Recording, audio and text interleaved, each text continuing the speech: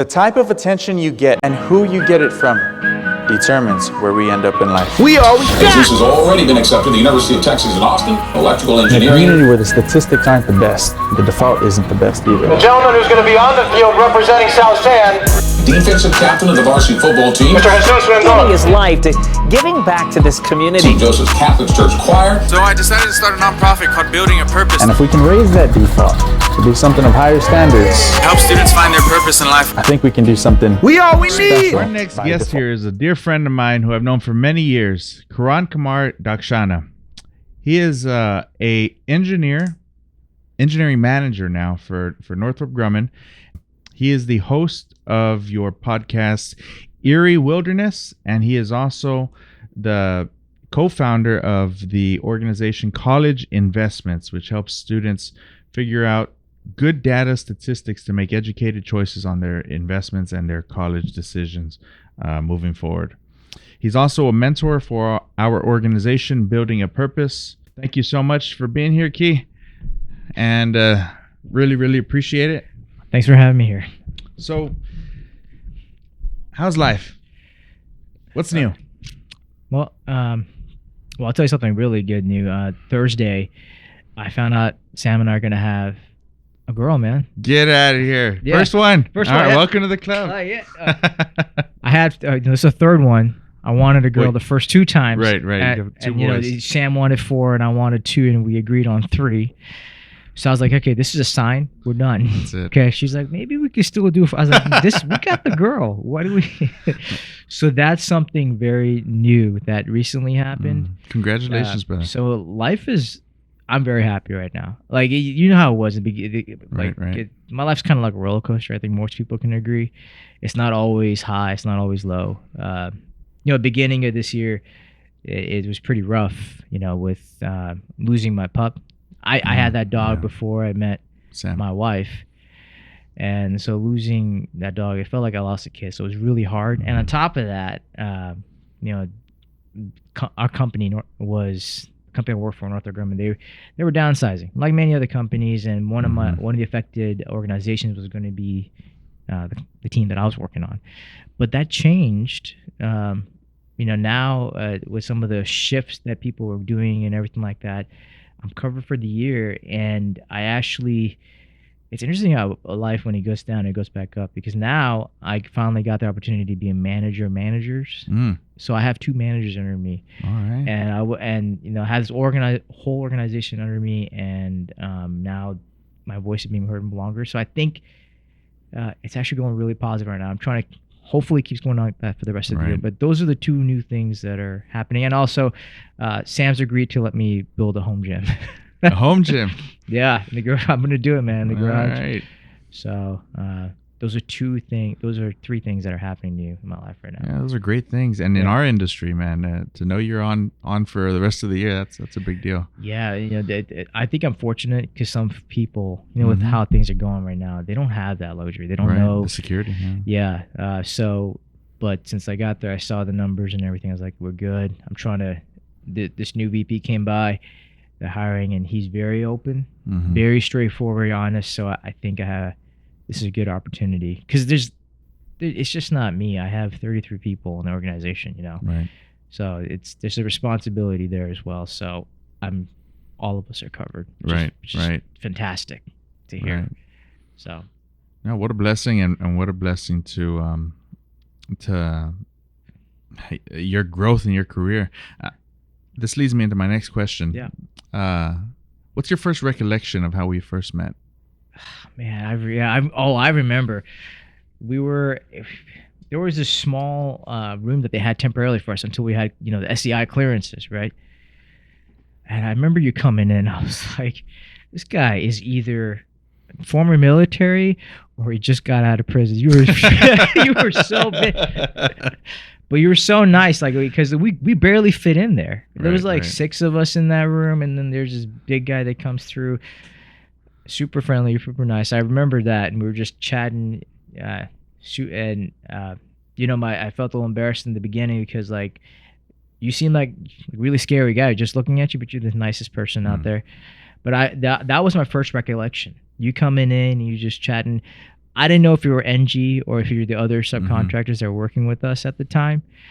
But that was my first recollection of us meeting. I don't know if we met before that. I think that was the first time.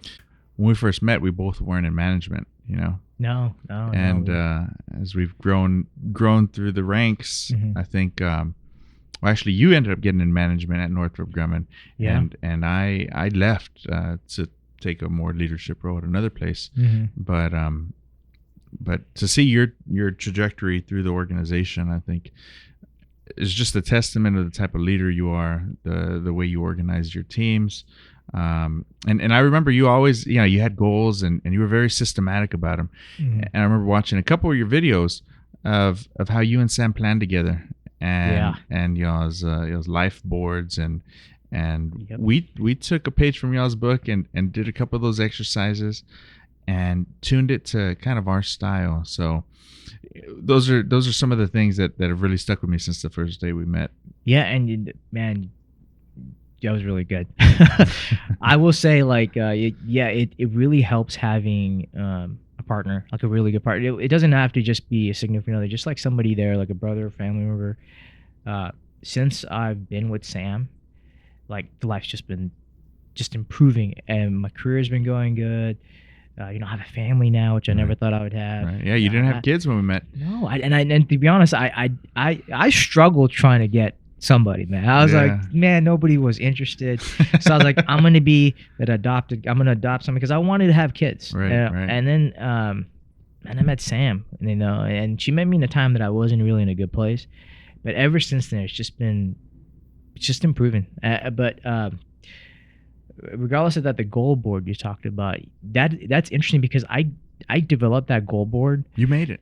Yeah, it wasn't, well, in the sense of developed, like I started it. I should say developed it. So there's a guy named Dave Ramsey, and he talked about, he's very famous on the radio here. You can hear him all the time, helps people like that. And he's like, you need to have a goal board. And put your goals out there, put like your debt and everything, because I was in debt. And he said, put it somewhere where you can see it every single day so it's screaming at your face. You can't ignore it. So I did that. And then I started putting other things in there. And then Sam liked it because she started seeing me hit the goals. Like, I was hitting financially, I was paying off the debt, and I said I was going to be a manager, and people were like, it's going to take another 10 years.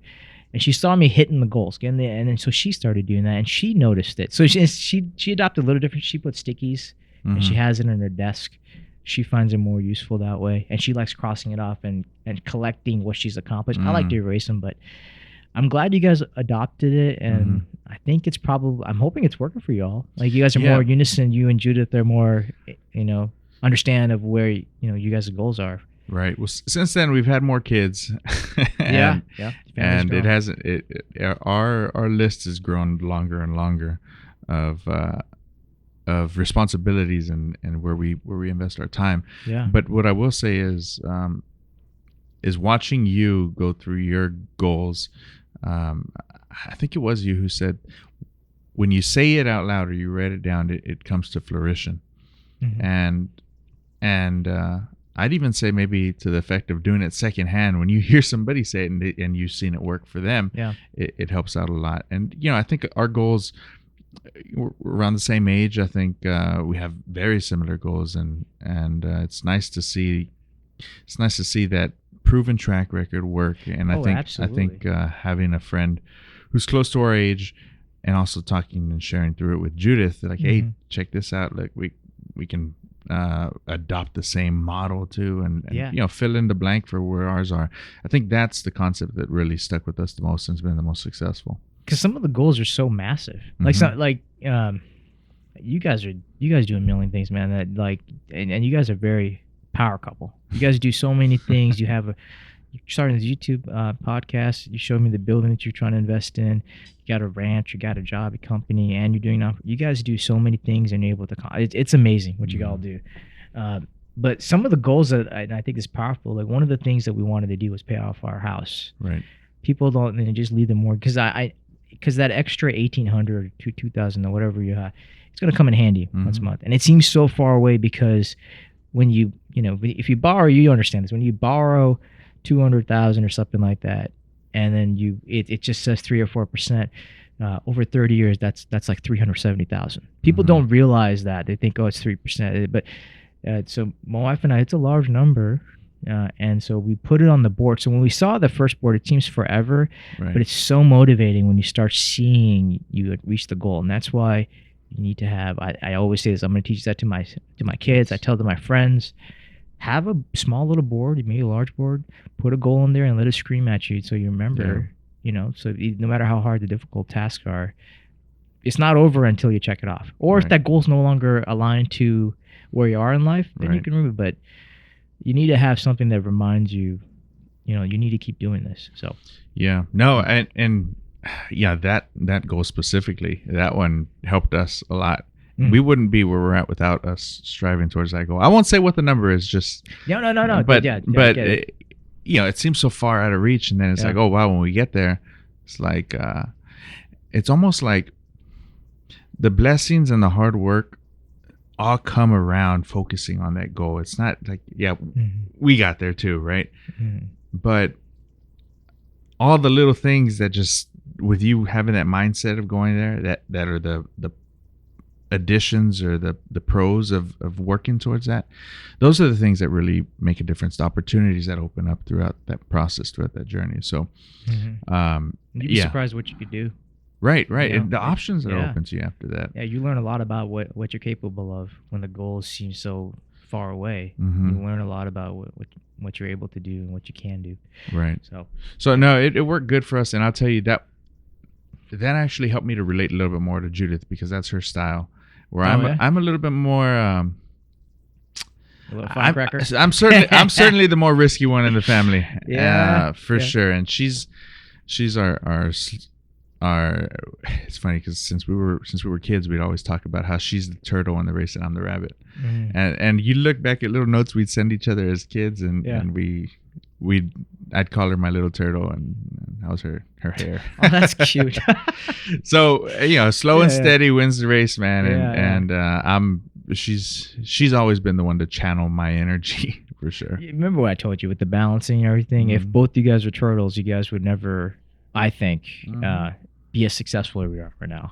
Right. What was that saying? I can't remember the top of my head that I shared with you that I learned. It's like it's like a bird or something like that. The dreamer is always flying, and the person that's a realist would never have the opportunity to see what they could do. But the realist is the one that keeps the dreamer grounded. Right. So you don't keep flying closer like Icarus to the sun. So you and Judith have that balance. And I think that's why you all are so successful and you have impacted so many people's lives. You guys are like really, believe it or not, whatever, every couple goes through the hardship, disagreements. Even my wife and I, as much as we get along, there's still some things that we don't agree on. Sure. But I think that's why you guys are so successful. Because you guys balance each other out so well. So cool. Well, tell me a little bit about Kirankumar. Who are you? Where are you from? Where'd you go to school? High school, college? Okay. So I was born in India, in this city called Bengaluru. It was originally called Bangalore, but India decided, you know what, we're no longer under the British reign, and so we're going to be called Bengaluru. The one thing that the British did do that was beneficial was, like, India was not a big country by itself. It was smaller countries. And then the British people, when they came in, they're like, we're going to combine it to one thing called India. And they started naming things like Bengaluru, Madras, and all that stuff. So that's a great history. Yeah. So we came here when I was 7. My dad got a work visa. So in India, the tech wasn't, it didn't catch up to where it was now. It was really hard, even to get degrees. There wasn't that many schools out there. So in order to even be successful in life, be able to afford the luxuries, you had to come to the United States, UK, some other, first world countries, pretty much. They could make it. So my dad got the opportunity to come here, and then he brought us over, and he got the opportunity in California, and then I stayed there pretty much most of my life, like you said in the intro, and my dad went through the whole getting naturalized as a citizen there. He did all that. All the process took a long time. That man works really hard to took me like 14 years to get it, but my brother and I, and a lot of people don't sometimes understand this, is that if you're under 18 and your parents become citizens, you get naturalized. If you're not both. So we got naturalized, and so I'm a U.S. citizen. So and then I met my wife and everything. You know, she actually moved to San Diego from Virginia because she didn't really like what she originally went to school for.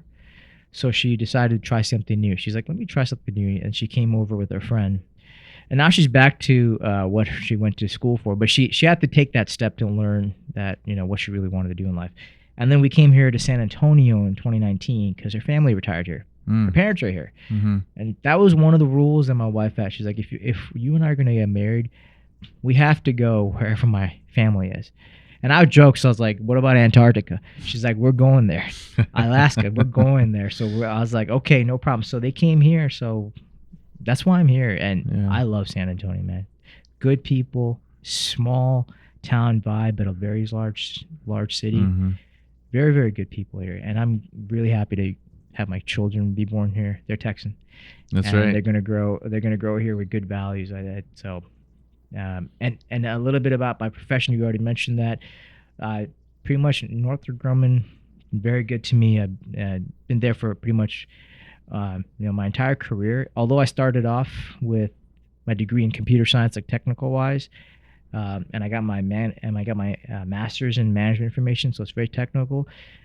My career changed slowly. It's still technical, but it's more of a project management wise. So my title is Senior Lean Portfolio Operations Manager.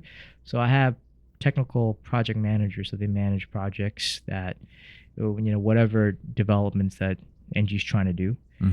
My team members manage that. So it's interesting how your career can continue changing as it grows. So that's a little bit about me. So, all right. How did you and Sam first meet? Oh man, I'll tell you. So, you ever heard of this app called Tinder? Really? Yeah, we're a Tinder success, and this is when the app was still raunchy. When it was, it's not what it became now. It's funny because my wife said that her roommate, when she moved out here, she was swiping for her. She's like, okay. And I decided for my photo, I started taking a hobby as being a photographer. Not really good, but I was like, you know what? Ladies love guys that photography. My wife's like, if I saw that photo, I would have swiped left. That means she didn't like it. But she's like, for her roommate, she's like, I date that guy. But she was already with somebody. She was sweet. She swiped right. And that's why we met. Because she was like, I messaged her. I was, after a while. And it's funny because when I was swiping it through, I was showing a guy, I was working with a tester. I was software quality at the time. And he was, I don't know how sometimes people just open up to me, and so he was talking about the struggles he was having with dating. I was like, have you heard of this app Tinder? And I was like, this is how it works. I was like, left means you don't. And then Sam was there. I was like, right means you like them. See, she liked, I'm dead serious. She's like, you see that? That girl liked me. I'm going to go on a date with her tonight. He was like, that's how it is. And he downloaded it. Because sometimes when you run the test, it has to compile. Yeah. So you're just sitting there doing nothing, and it was unclassified. So we're just sitting there talking about Tinder. It's such a funny story. And me and her, when we were dating, we were just trying to be friends. We weren't really each other's types. But then we just got along so well. We still get along so well. Yeah. So, yeah, man, that's how I met. Tinder success story here. Wow. Yeah. What an awesome story. Yeah. Yeah, it's a silly story. Well, I know a lot of people who it's been not one app, one app in particular, but just in general we're so connected now. Even distance isn't a boundary. Oh yeah. Yeah. And I feel like Judith and I, our story, we had so many experiences shared while being within the same boundaries. I think that drove our opposites to attract. Like fundamentally, our values were the same, no matter how different we were at going for them. That is so important. You need to make sure you guys' values are in sync if you're going to be a couple. And and you don't need to be in the same spaces as them to be able to find that these days. And What a blessing. You got you're about to have 3 beautiful children. Oh man, it's just And super two ecstatic. youngins who I'm sure who are blowing up your house right now, huh? Yeah. So my oldest, he's going to be 4 soon. You guys are invited. You guys have to show up. And he is all about Power Rangers and Teenage Mutant Ninja Turtles. So I'd be sitting. So he's there, old school, man. There's these new ones now. Is there new ones? The new ones. I try to show him, hey, here's what your dad grew up with. This is good. This is good quality. He's like, no, this is boring. He wants the new stuff, and it's all right. But the point is, like, when he comes, he's doing karate chops on me and everything. My sweet little boy, he's like, it's just.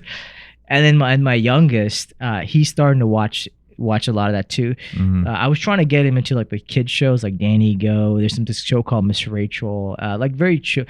Doesn't like that, my youngest, because he's watching his older brother like all this fighting stuff. Yeah. And my wife doesn't like it as much because they have blasters. You know? Yeah.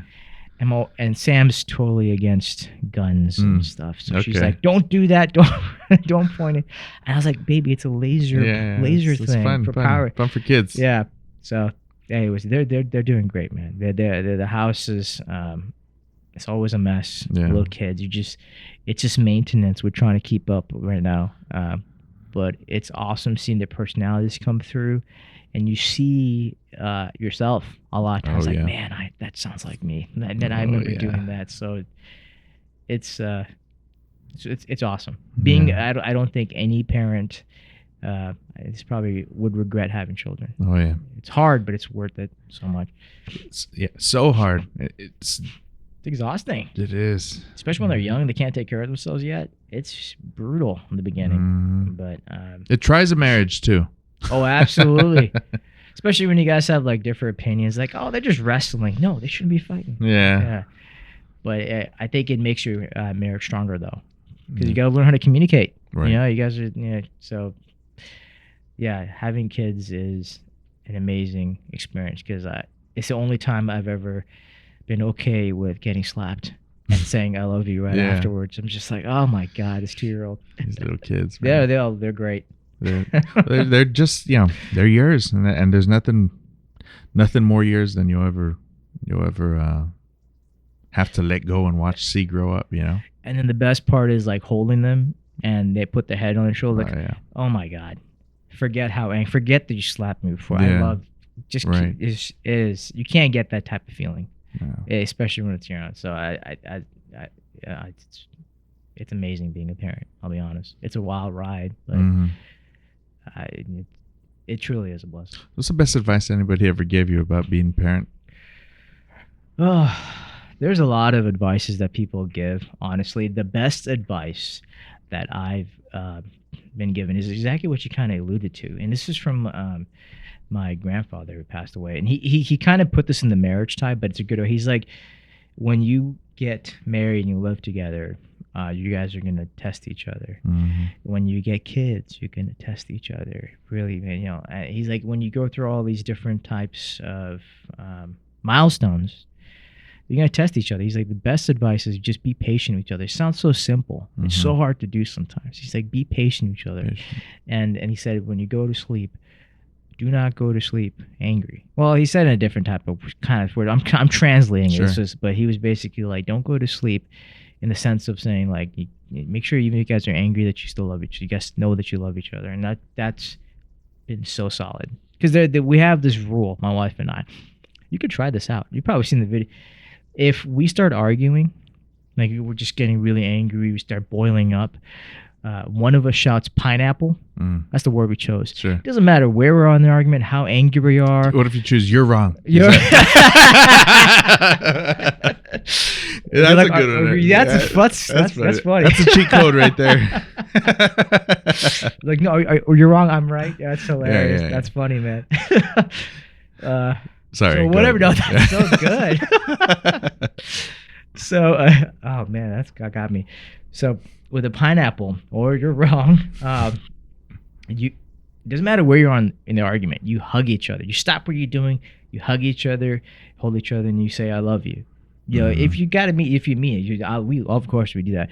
But it's so hard to be angry once you're giving a hug and holding I love you, and almost inevitably, I apologize. She apologized. Not because we're wrong or anything. Right. But Yeah, definitely we're not like, wrong. but we're like, I'm sorry I yelled at you. Yeah. And it so works so well. Right. I'll be honest, that saves a lot of our fights and my wife and I, we've never had an argument go past a day.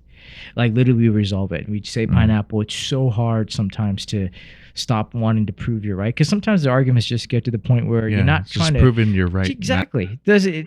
Yeah, exactly. So that's been super helpful in have any safe word. Right. Just say that, and you guys have to agree. It's really hard to sometimes just put down and hug, Oh yeah. but it's worked so well for us. So No, that's great advice. I mean, so true from a wise man who lived a long life, right? A great life. yeah, I think the patience that you have to endure during during your marriage, dealing with the complexities of raising kids, man, that's wild. And Patience is a virtue. yeah. People think it's like you're still in the honeymoon phase. Mhm. Like that's not the marriage. The marriage is actually when you're having the hard times. You're going through, building a family, getting a home, whatever. That's marriage, because it's not always the honeymoon phase. People after they go there, they want that to stay. So Yeah, and you understand it, and so that's why some marriages don't last. that's Because true. that's the fun part. But Right. the real marriage is, when you have to make decisions, difficult decisions. So I was talking at a ceremony a couple weeks ago, and one of the topics I was trying to really elaborate and hit off of is motivation. So many people aren't motivated, but even more people aren't disciplined. there you go. And motivation is a start, right? That's how you kick it up, right? That's the honeymoon stage. Yeah. And discipline is the maintenance you do to see that marriage all the way through, to see the commitment all the way through, to see the relationship all the way through. You pick your word, and that's to see that all the way through. So I think there's a lot of value there, and there's a little nugget there that You can take that to any type. And Right. That's really wise. We said that exactly. Motivation gets you starting. Discipline's what keeps you going. Marriage or anything else, right? Mm-hmm. So No, it's wild, man. It's tough out there. So tell me a little bit about. So this is a new venture for me, right, with the whole podcast, and, Yeah. and I have a lot of hopes of where this will go. Specifically, some of the content we can recycle and share with the students. Some of the content we can preserve, the stories that are lost in neighborhoods. Some of the content where we can share experiences in the same area, share our journeys together in our works through middle management, our works through starting companies, our works through, and you're probably the best. You're definitely the most successful YouTuber I know.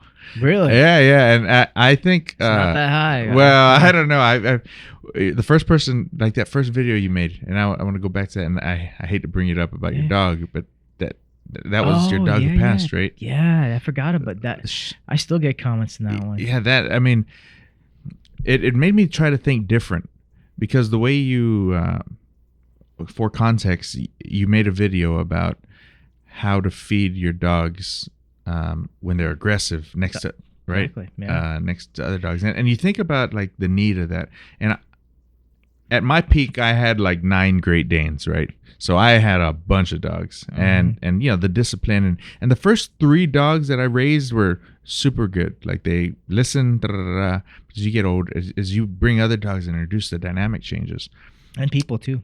That's true. And even people.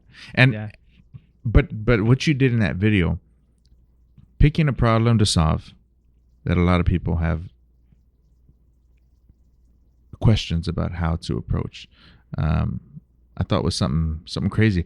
How did you go about creating that video? And It's funny because that is the most successful video I have, mainly because no one else, I'm surprised that nobody else has a solution. They have some similar, but no one else had that same solution. It was so simple. And I think that was the reason it was so successful. People were like, this is so easy. This is a great, like, how did you... how long was the video? The video was 5 minutes. I honestly didn't think it was blowing up. I was just, I was 25, 26.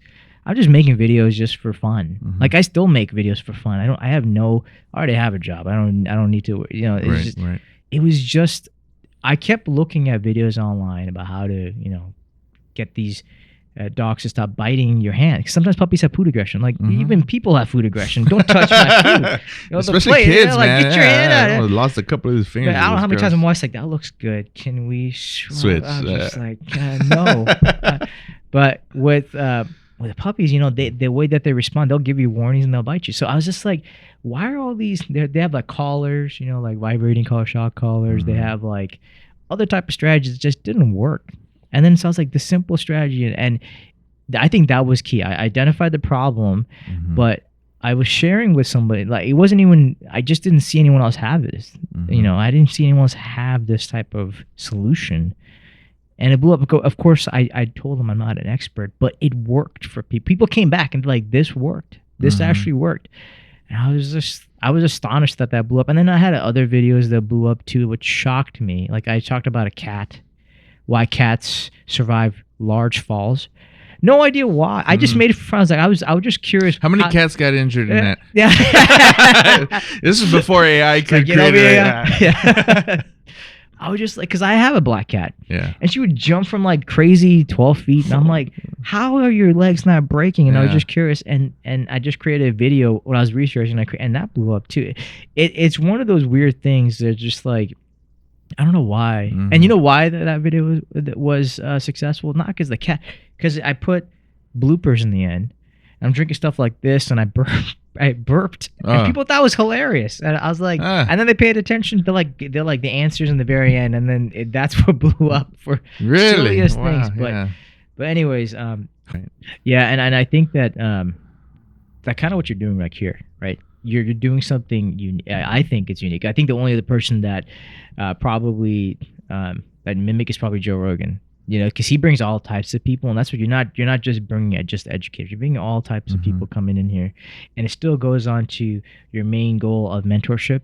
That's all building purpose is for, right? Like, mainly to go through mentorship. You found a great phases success of mentorship, and that's what you're doing here. Where maybe some people don't have the time. These kids, or even the other adults that don't have time to go through that much, they can see and learn more about what other people have gone through. Right. And who knows? There might be one person, that actually resonates with what I've shared, and they may find something beneficial from that. But you're bringing all types of people here, and I think that's gonna make you like, because everyone focuses on one specific thing, but it seems like you're open to it.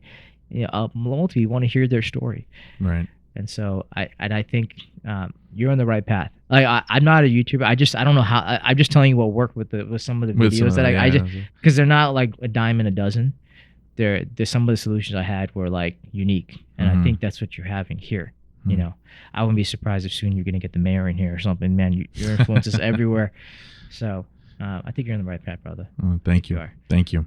The algorithm since then, do you think it's changed much for YouTube? Yeah. I now you can't say certain words.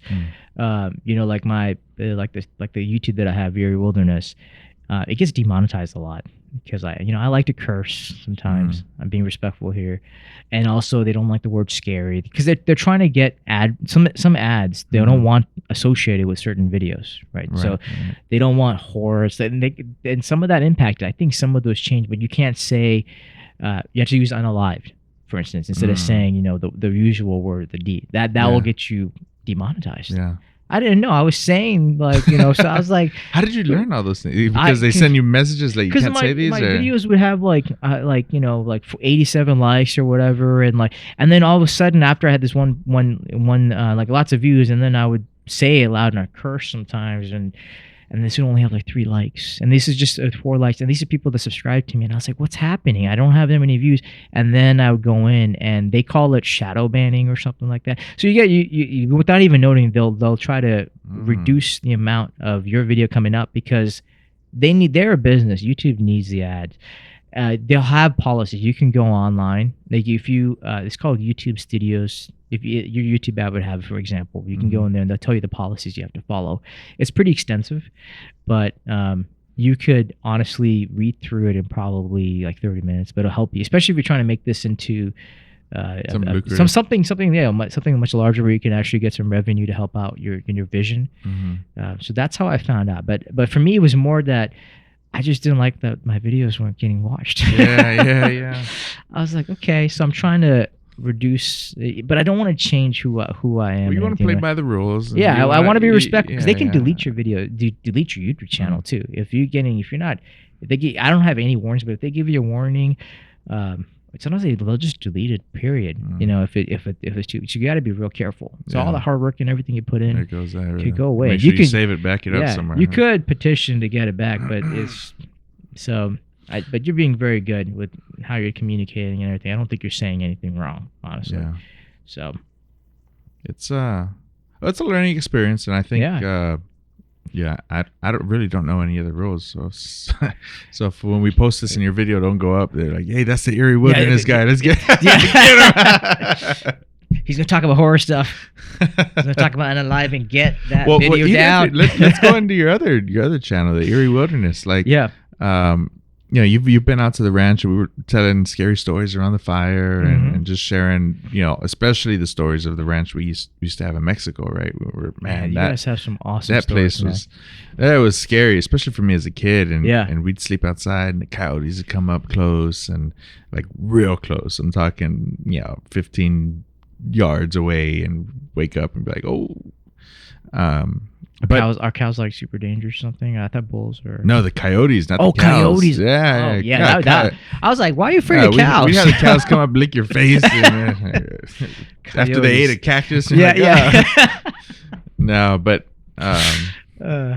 just the stories and how did you come into that because again, it seems like these are very niche.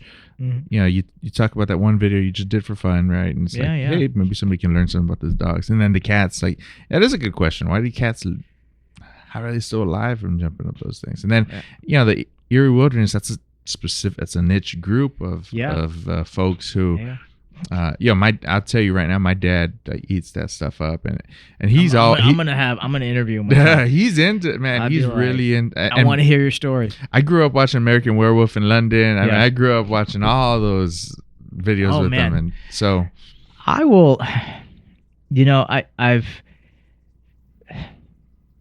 I'm gonna share the story. Like, because my wife doesn't even know about this story, and this is why I started the channel, and this is where more of my spiritual side came out. Because I used to be atheist until I experienced some of these things, and I was like, okay, this doesn't make sense, and that's why I wanted to share. When I found out about the experiences I had, first of all, before I start there, I thought I didn't want to tell anybody because I was afraid of getting ridiculed. But then come to find out, there's so many other people that have this experience, right? So I'll share two experiences, and this is why it also made me more believe in a higher power as well. First of all, like the first story I'll tell is a little light, and the other one's a little more outlandish, but it's true. This happened. Okay, so the first story, so my mother passed away when I was 15. She died of a heart attack, and that's why I try to take fitness into. It's really important to me because and my mom passed away when she was 44, so I'm 30. Young. Yeah, she was young. I'm 34 right now, and that's a number that I'm really afraid of. Really, seriously, I'm afraid of that because everyone says you're more like your mother, and my grandfather's had a couple of those issues too. He survived, but. The story that's related to this is so it's my mother's 1 year anniversary of when she passed away. So we do this little ceremony that we do in my culture, just like put out some foods, pray, and then just like as a paying of respect. And then the night that I slept, I wake up, and you know how you just wake up and randomly turn? Just like you got a shift. Yeah.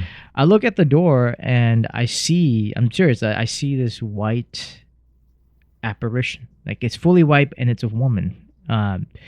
It's two, all I can see is two eyes, and she's kind of glowing. But it didn't look like my mom, at least the one it was just a young woman. I did a double take. I was like, I look away, I look back, and she's still there. I scream for my dad. I'm like, I'm 16. I'm freaking out. So I learned something. Somebody could be literally in my room trying to take my life, and my dad will sleep through that. I am screaming. I'm like, get in here.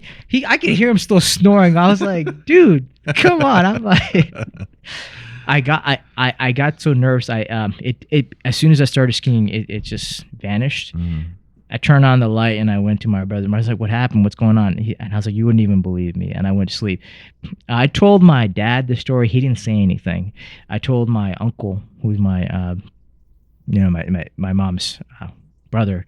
He thinks that it's because of the trauma that I might have seen something. And I was like, but this didn't look anything like my mother. When I went to India 2 years later, I told my grandfather this, and he brought out this photo frame because they had, and that picture looked exactly like what I saw, very similar. It was my mother when she was in her 20s. And so I have that photo when you came to my house, that photo that you see there, that's what I saw. Well, it was hard to tell, but I immediately saw that. And that's when I was like, okay, there is an afterlife. So if people don't believe in that, and this is coming from a guy that's a technical degree, I try to be rational. Very rational. That solidified that there is an afterlife for me. There is after something, we pass away, there is an afterlife. And the second one, this is what really made me believe that there's probably higher powers in there, because what I never shared. Oh, I shared the story on my YouTube channel. But I'll share it here. Never told my wife this, so if she ever sees this, I got nervous. You're gonna lie to me. So I'm going from San Diego, California, to this town called Palmdale, Northrop Grumman. I had to go to their site. And Palmdale is a town that's above Los Angeles. It's a small town, but they have a lot of our manufacturing sites there. So I'm going there to because I'm still doing QA. They needed help over there. So I decided, okay, I told my wife, hey, I gotta go. So I'm driving Monday night. Right? Monday night, I think it was Monday night, because they asked for help and everything. I said, I gotta spend a week there. So I'm driving out there, and there's this long stretch of road that you probably driven. It's just desert, right? You see many of these roads nowadays where it's just one way that way, one way this way, and there's just desert in both sides. Right. It's like 10 o'clock at night. I'm just driving, and there's a semi-truck behind me. It's not too far away. I got my high beams on because it's really dark. There's not that many people out there. I think it was 10 o'clock or anything like that. And I'm driving, and when you have your high beams on, you can see a lot. It's a lot of, the visibility is pretty good. So I'm driving to my right. I see, at first I thought it was a bull. It's probably 20 meters away, maybe closer. It was like, and I thought it was a bull. It was moving its head left and right. And I got closer, I really saw what it was. It looked like the American Werewolf from... I'm not even kidding. It looked exactly like the American Werewolf in London, but twice as big. I had a Nissan Sentra, and there's this werewolf-looking creature. I know what a wolf looks like. When you look at the American Werewolf, you're like, that's a wolf. Yeah. That's what you see in the wild. No, when you look at that, you're like, what is that? That doesn't seem natural. So this thing was walking towards the middle of the road. This is what I saw, and I knew I wasn't dreaming because I wasn't seeing things, because the semi-truck guy, he slammed on his brakes, and I decided I passed this thing. It was almost gonna cross. I was like, I'm gonna turn around. I want to see if this thing is real. But then I stopped. I was like, this thing is the size of my car. Like, what if this thing decides to come and attack me? That's it. There's nothing I could do. And I didn't tell anybody the story because I was just like, who's going to believe that I saw the American Werewolf in London? Twice that size. In California. And I didn't have a gun. Yeah. And it was so scary, man, because then when I was coming back after my trip, I asked my manager if I can spend another day. It's more money for the company, but I was like, hey, I'm going to be really tired. Can I? Because I didn't want to drive at night again. I came out. And then come to find out, many of the people have seen things like this in Texas here too. Right. They call them dogmen or whatever, but I knew about Bigfoot and stuff, and I thought that was baloney. And then I see this weird werewolf looking thing. So that's when I was like, there's no way that is natural. There's just no way. This thing is evil, and then that's when I started believing more that there's probably higher powers that I don't understand, because it didn't look normal. Like how could an animal that big, that will survive in, like you said, in the desert? Right. What is it doing there? It freaked me out real bad, and this is the first time I ever shared that story. And you were by yourself? No, in the car. Yeah, it was by myself. But then I had when I told you the semi truck. The semi truck, but to be by yourself, it was scary. And confront something. That's why when we go to the ranch and you're like sleeping out there, I get nervous because I'm like, dude, what if this thing comes out? Your guns aren't gonna stop this thing. You need a 50 cal rocket launcher. Big for that. So, but then I come to find out when I'm doing these stories and reading it, more and more people are having these sightings of these things. And I was just like, that's when I started telling these stories, because I saw that. I don't know if Bigfoot's real. I don't think, but I know that thing's real. Like these weird large wolves are going around. So, yeah, I shared that story. I don't know if other people have that experience. They might have seen some things, but that's when I really started believing in like good and evil and all the other stuff. So that's why I still go to the temple. Even in the altar that I created, I put like some of the God stuff, because I just get nervous that these things can sometimes come in the house or something. I get nervous about those things, man. So, but you had some experiences too, right? Oh yeah, man. We've got stories for days. This would be a 5-hour podcast. Yeah, if I start, and if my dad came on, we'd have to spend the night over here. Yeah, I mean, I would love to get your guys' stories, because a lot of people try to ignore this thing. A lot of people believe in God, but they don't want to believe in the devil. And trust me, that's a good point. So, but yeah, I'd love to get the stories from your family. No, I would, one that there was a bunch of us. We used to have this old van, a green Venture, and man, we'd fit like more kids than we had seatbelts for in that van. My mom and dad would pick us up, and we'd start dropping off kids from football practice at Dwight, and my dad was telling, and it was already late, man. I think they'd came to the house, and then we were dropping them off, and I could tell you who was in the van. It was me, my mom, my sister, my brother Abraham, Amar, and Jai Sanchez. Man, we were all in the van, and my dad's telling us, all of us, we were all in the van, and we're driving down Quintana Road, and then Quintana Road is actually a pretty scary road here in this, like no street lights or anything like that. No street lights, right along the railroad tracks. There's been, honestly, people have been dying on that road as long as those train tracks have been there, because they would normally they wanted to take their they'd cross over, and gotcha. And actually about a couple years back they had a semi truck drop off, and a bunch of immigrants who were coming. Yeah, they passed, and they made a little memorial for them. So, but even before that, I mean, for years that's been an area where they've been crossing, and so down that road, I mean, people have been shot there, and it's just one of those areas. And my dad was telling us a story about how he had seen a lechuza, right? And a lechuza is like it's like an owl witch woman type. Got the head of a woman, right? And it transforms. And he was telling us a story about in Mexico when he was a kid. So my great grandmother was out there, and her uncles were drinking and hanging around the fire, and they saw something fly around the fire, and they shot at it, and they saw it went down near the pond, and next morning they woke up, and it was a woman who was passed there. And so that story always sticks with me, and my dad's got way better details on it. But while he was telling us that story, this huge bird flew in front of the van. All of us were in there, and it's probably like 11 at night, and all you hear right, huge bird. We all saw like wings. And so I'm in the van, and I'm looking around, and I see it flapping and start like trying to stand up and look. And my dad spins around, and when we go, it wasn't there. And we ran over it. And I saw it. So I looked back, and I saw it flapping and moving its wings. And as we were turning, I couldn't keep looking back like that. My dad turned around to go go look at God, it. it's such a good story. And it was gone. And it was a van full of kids. Yeah. And my mom So it and my wasn't dad just sitting you. around. You had No, it other was people everyone. that could vouch for you. And right there on Quintana Road, man. And just it still gives us goosebumps. So we were in middle school. We weren't like little kids. We were like, oh man, we hit something. We all saw it. And just super wild. Man. And that's what makes it even harder, right? When you're grown and everything. When you're a little kid, you can say I was mad. But when you're older, like you and I's experience, it's hard to.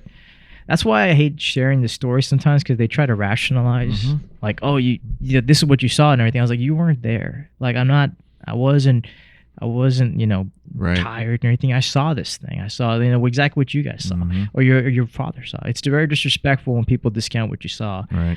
Like, I would never tell your dad there is no woman flying with a head, and then you're lying. I'm not gonna say that. Yeah. Like, that's why I love stories like that, because there's more we just don't know.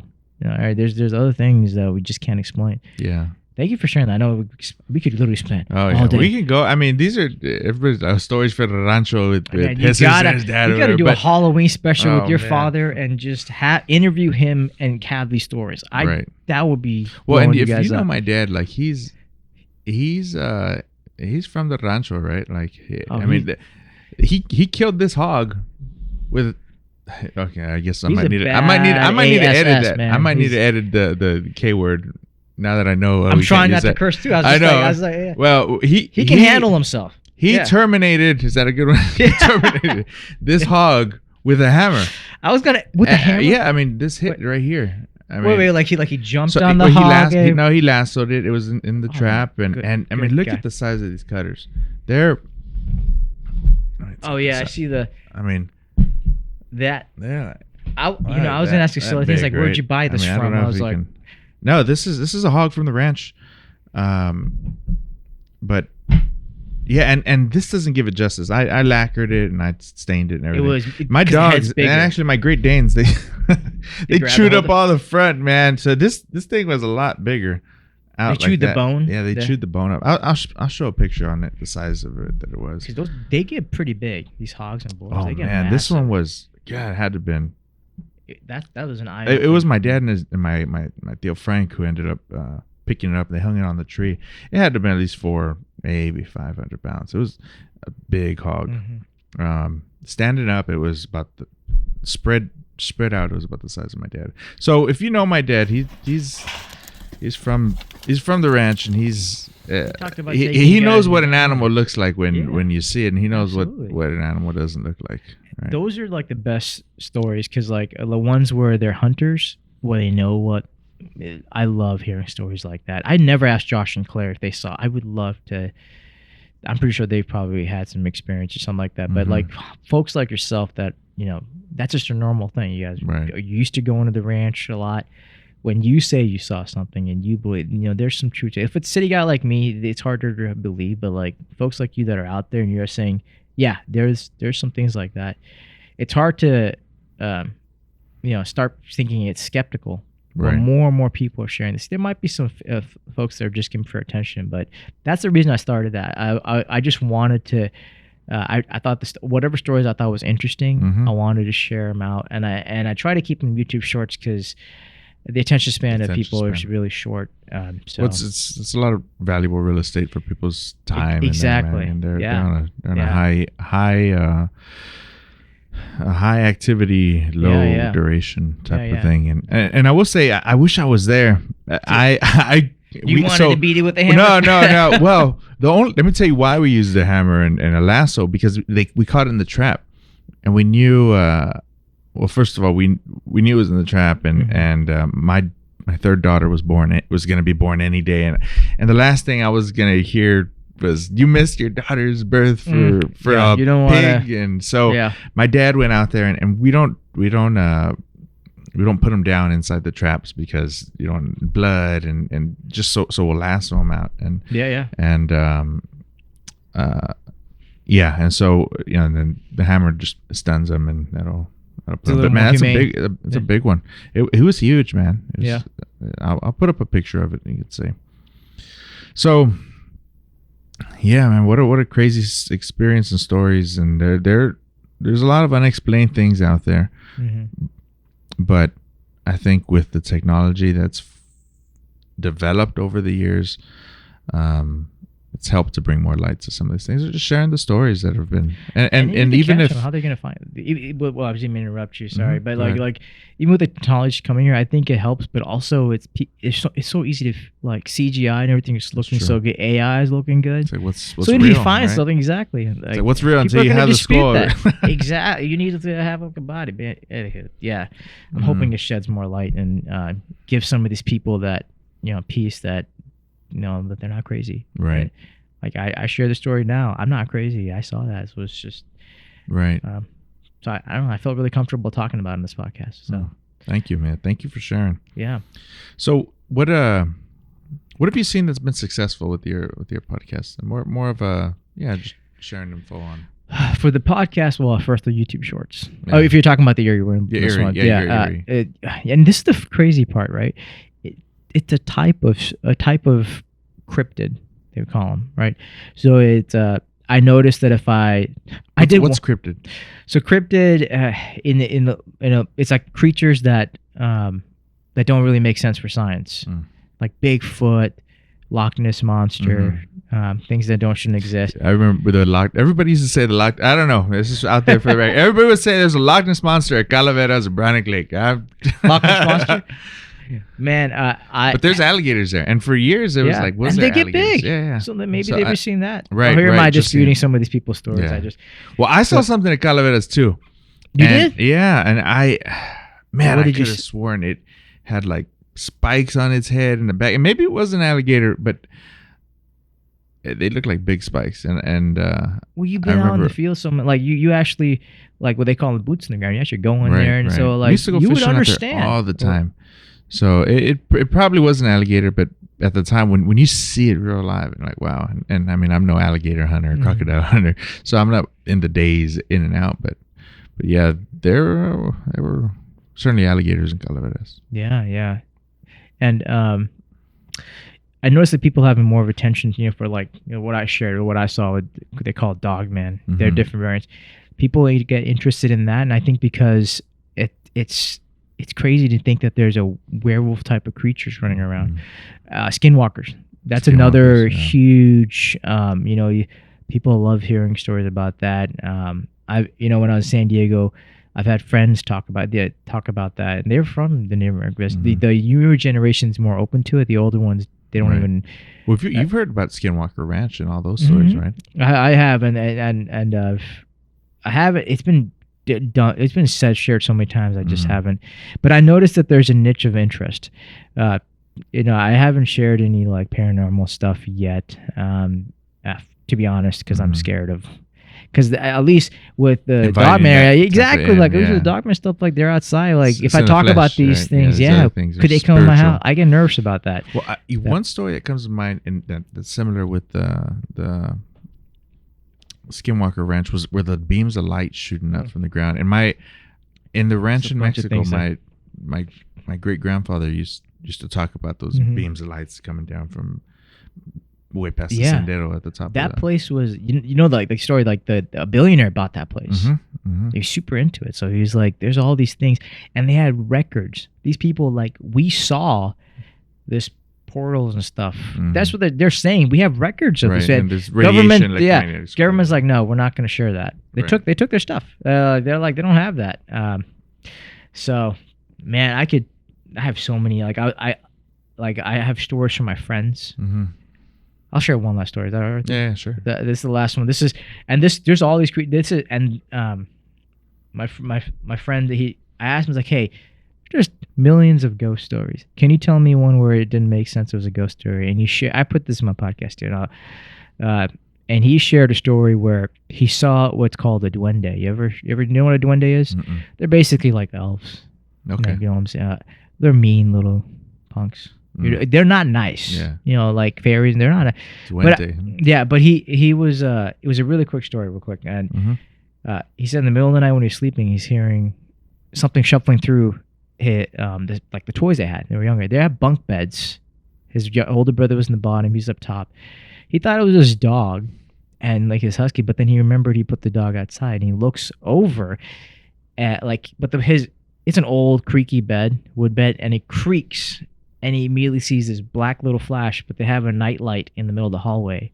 He said it was a small little flash, but he said he knew it was, he didn't say it was duende, but the way he described it, he said what freaked him out. He thought it was an animal, like a rat or something like that. He heard little feet, like, you know how you can hear like the steps. dress shoes, but it sounded miniature and they were running far away. He said it freaked him out so bad he went underneath the bed, like underneath this cover.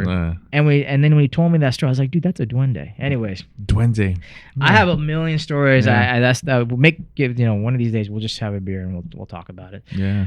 But anyways, that's a short story. I always find the creature ones more fascinating. Right. Because people don't want to talk about that more. They'll like, I'll tell you a ghost. Everyone's seen a ghost. Everyone's has a haunted house in their house. Yeah, that's true. Well, yeah, especially if you have family members who passed in your house, and in a neighborhood as old as ours, a lot of family members have passed. Yeah, so I think that's why it's super spiritual here. Right. You guys are very, very believing, like, you know, the afterlife and everything Right. here. Cool. So, what are shifting gears here a little bit? Yeah. Going into We went to a rabbit hole. We went to duendes and werewolves. Yeah, man, your viewers are like, what are you guys Who talking is about? this guy? Why is he talking about that? Go back to Talking purpose. about hogs. And, well, let's go back to the purpose of this podcast. Yeah. Talk about life, purpose, and God, and bridge the gap in generations. And so, Now, I think it's been a good. Honestly, it's been about a year and a half since I've been doing this podcast thing. We just started releasing the videos, though, right? So I've got some loaded up in the. I mean, in the I've bank, been listening in the to arsenal. them. They're pretty good. So You got some really good guests. It's what I'm hoping again is to use some of this content, move it to motivate with students, and get nice little shorts. And you know how we talked about goals and goal board and having a financial number you try to reach and get to, and then you get your next goal and your next goal. So what are some of your strengths? That's a very, very hard question to answer. It's an interview question too. Yeah, it is an interview question. So I would say my best strength, and this has proven very good for me, because I have two strengths. And this has been, first of all, the first strength I have is I work really hard. And this isn't short case. Like when I put my mind to something, I will keep beating it to the bush until I get it. And I've learned that if I have time, I could pretty much resolve anything. And that's why I think that I've been able to be trusted to take on more difficult projects. If it's something you need in a day, I probably am too stupid to do it. Give me a week, and the smartest person won't be able to stand a chance with me, because I just, once you give me time, I can come up with solutions easy. That's one of my huge strengths. So when they have a really large problem, especially when you're a manager and you have to figure out these difficult solutions for these problems, I'm able to find them. That's one of my strengths. I'm really hardworking with that aspect. The second thing is that I don't talk much. I know it sounds weird. Here in this podcast, I'm talking a lot of the time because you're my friend. You're my good friend. Right. But when you've seen me, you've worked with me, you've seen how quiet I am. Right. And a lot of that is due to I don't know some of the answers. But I find that there's so much power when you're quiet, and when you speak, people listen. It's partially a little bit of weakness too, but it's helped me accelerate my career. Like I have managers under me that have decades more experience than me, but I'm their manager. And a lot of it is because of the trust. Like when I say something, it actually makes sense, it's logical, but I don't speak a lot. I think that that's one of my best strengths, is that I let other people talk, especially at work. And for some reason, there's a perception that, oh, he knows something or something like that. And then when I say something, it actually, because people are worried about getting their say in, they don't wait to think about something. Think about the problem, right? Exactly. And then so when I'm thinking, listen, I say something that's logical, but it just goes past their head. So that's another strength I have. That's a great strength. And you talk about the being interpreted as competent and powerful when you're quiet to listen. I grew up thinking the opposite. And I know I've in recent years I've figured out what it was. I was a very weak reader. Still am. And I remember in class, the anxiety that would come up when you read in circles in first, second, third, fourth grade, right? It's like, all right, I know I'm coming Like up. you're reading in front of the class. Or in front of the class. Well, that was even worse. But or just in a circle, you read the next sentence. I would count. I'm the 10th one. Okay, I'm reading the 10th sentence. I'd practice that sentence over and over and over, and I'd read it fast. And that's what it was. It was. I thought when you were silent, it was perceived as you didn't know. And because of that, I would do my best to talk fast because like I came up with the answer first. Like that mindset of it inspires from the fear of reading out loud and wanting the class to know that you do know how to read, right? Yeah. And reading fast and reading loud. And so I don't know. And It's so the total opposite now. Like you talk very calm and confident now. Well, I think I've learned and I've gotten better. I still rush through a lot of. If you look at some of my older speeches or presentations, I've really. And then now as I've gotten older, it's. And I look back at myself then, it's like, oh, he's saying it fast because he's scared or he's anxious. It's not that I'm scared or anxious. It's actually the opposite. It's I don't want to be perceived as me speaking slow and reading something slow or saying something slow because I'm slow. And I think it's crazy how I was able to map that out, but where it came from reading in circles in elementary. It's funny how like our strengths are something that we try to hide what we perceive to be our weakness. Like I don't speak that much because I don't know some of the answers, but you're speaking much because you don't want to be perceived. Right. It's crazy. Yeah. And that becomes our strength. And that's why everybody's so different, right? There's one person's treasure, somebody's trash, and somebody's treasure. Somebody's treasure, somebody else's treasure. The irony in that. Yeah. Speaking of weaknesses. Yeah. I know you kind of hit off of that. Sure. But what would you consider is your greatest weakness? My greatest weakness, for sure, is that I'm very reluctant to build relationships. Like here in San Antonio, Texas, I have a couple of acquaintances, but you're my only friend, dude. The only one I consider my friend. We have other people that I don't care. That's because Arvin and Lohita just moved out.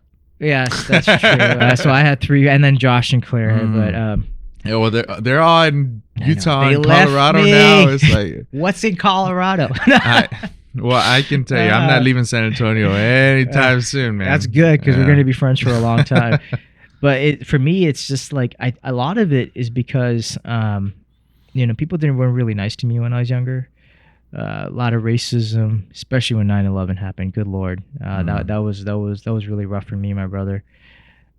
So I found the best protection is to stay away from people. And I was actually able to, especially when you need to be self-motivated and people talk down to you. I got very comfortable being alone. I don't like being alone, to be honest. I like being around people, but it's just people that I thought were my friends weren't my friends. They betrayed me. So that is a weakness that I found now, because relationships are one of the best things for success. I'm only starting to realize that now. I mean, just look at you, for example. A lot of your success is not just your relationship with people. Like you're building a person, you got people from all around to come in and help you with your vision. That is a huge weakness of mine, and it's just something that I have a hard time doing. Like I even if I will do for formalities, but like what we're doing now, where we're having sometimes serious talk and laughing, I don't do that with everybody. Like if somebody else asked me to come to podcast and they were an acquaintance, I would probably help them out, but I wouldn't want to. Like I wanted to come here. And I was like, hey, this is a podcast, but I wanted to spend time with my friend. Yeah. That's a weakness of mine, because relationships are important. How to communicate with people and different, having strategies to even communicate with difficult conversations is something I'm still having a hard time doing, even as a manager. So that's a big weakness of mine that I have. If I have one more weakness, do I have another one? I think the last weakness that I have is, these are like the opposites of my strengths. Like pretty good. They're pretty hand in hand.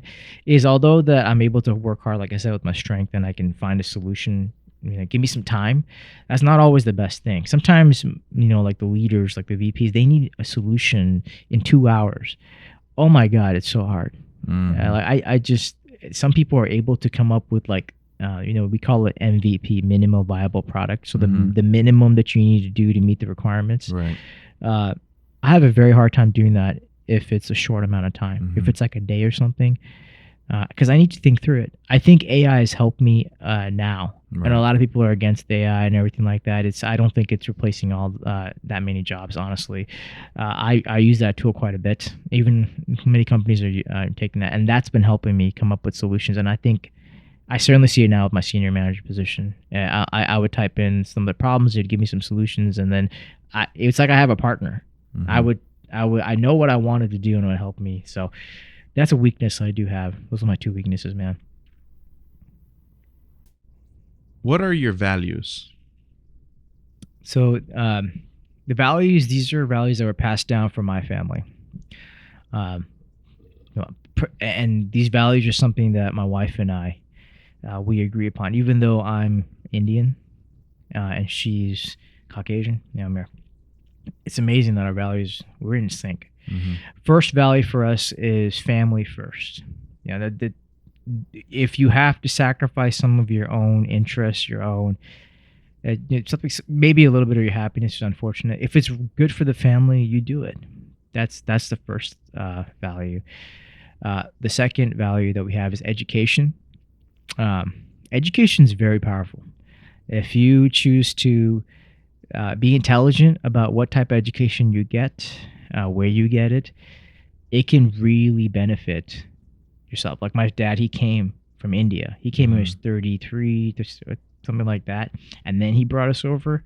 He didn't have he wasn't planning on doing 401k because he wasn't going to be here that much. Mhm. But because of education of computer science, because that's what he needed, a computer something, information technology, something like that. That was what was needed. That brought him the opportunity to come here and also to be able to afford to retire here. And so education is super important for us. And then the third thing is hard work. You have to be willing to work hard. Do the Right. things that you don't want to do. Mhm. So if I don't, like for me, I told my wife this too. I was like, I don't care if my kids fail. Like if failure is fine. If they come in, they're like, Dad, I got an F. I'm like, did you try? Did you Yeah. study? I won't be mad. If they don't, then I get upset. Yeah, they didn't even try. So those are the three values that I have for my family, and those are the ones that I'm going to put into to my kids. So That's cool. Is there something you believed, like when you were younger, to be true, and then later come to find out it wasn't what you thought it was? yeah, and this is probably because my dad grew up in the village and was poor. That money isn't everything. That's what was everyone believes it, everyone loves to say it, Mhm. and that's true. But money isn't everything. Money isn't everything. This microphone, the clothes you have, Right. you can't have any of those things if you want to go to the doctor. So when people say stuff like that, So what's the saying? It's money isn't everything. money isn't everything, but money is in everything. Mhm. Like it really is. Like, what are you gonna do for Mother's Day? You love her. You're gonna buy her flowers. You're gonna, like even your wife. Unless you're gonna go out there and do something, now go your own flowers. But we're gonna get the seed. Yeah. Money isn't everything, Right. and that's a concept that you know. And people misunderstand that money is actually a tool, and what money buys you is time. I just to finish up the thought, like why a Rolex watch is so expensive compared to regular manufactured watches, because they're handmade. They Mhm. take time, so you're paying for the time. Mhm. That's what money is. Money is not everything, but damn it is in everything. So that is something that I've grown to learn as I got older. It's something that people say all the time. When you get older, you realize that's not true. So, yeah, Well said. That was great. Good. yeah. Wow. Are you doing now what you thought you'd be doing, career-wise, No, man, as a kid? you know what I thought I was gonna be as a kid? I thought I was gonna be a zookeeper. A zookeeper. What made you think that? I mean, and not the zookeeper where they're like, this is the koala. He's high right now. If he wasn't high, he's going to scratch you. I was not. No, I'm talking about in the back, picking up the dung and be like taking care of feet. I liked that. I was like, hey, I'm going to take care of the animals. I liked animals when I was a kid. I wanted to be in the back, work, build these relationships. I really wanted to take care of the elephants. Yeah, So cliche. yeah, I know Like, what exactly. the- But so when it came to here, it Is that your favorite animal? the elephant? It used to be, you know. It's my grandma's favorite animal. Oh, yeah? What's your favorite animal? Golden retriever. I'm Golden- serious. I know it sounds so Oh, cliche. I yeah. know, but dude, those dogs are so good. We used to have one You guys had a golden retriever? back 25 years ago. Oh yeah, they're such good dogs. But if I'm trying to be like a real animal and stuff like that, yeah, the elephant. Mainly because I just like that they are very family oriented. You know, like they really are. You know, they Yeah. come and mourn. They revisit. they're very they revisit intellectual. graves of their fallen. They Oh. come and they do that. Once they come in and do that. They're majestic too, man. Yeah, If yeah. you, Very smart to see one animals. in the flesh, it's Yeah. like, wow. They're big. They're smart. Yeah. Yeah, they're people forget Yeah, how the family. intelligent- Did you see that video about the elephants back in during the earthquake? Oh, they protected yeah, the protected the here. young. I think it was it here in San Antonio? I or don't something? know. I saw the video. though. California. Was I it think that California? I think it was California. Is that the Yeah. zoo you wanted to work at? Yeah, actually, it was a safari. Yeah. It was a safari that they Okay. had. But yeah. It was that I wanted to be a zookeeper, but and just even to transpire, like I never thought I was going to be a program manager either. Like Mhm. enough, like, but yeah, I wanted to be a zookeeper when I was a kid.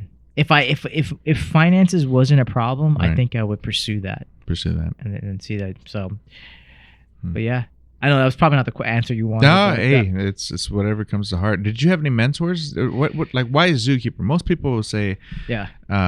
it something their folks Yeah, did yeah. or their tios or tias. Did your dad have any animals back there? I think a lot of it's because in India, the animals are very respected. Like, Respected. people make a lot of jokes and wisecracks about cows and stuff like that. Mhm. And the reality is that cows are very respected in India, mainly because in farms, cows, they not only provide their livelihood. If cows, they provide milk that you Mhm. can sell and also feed your family.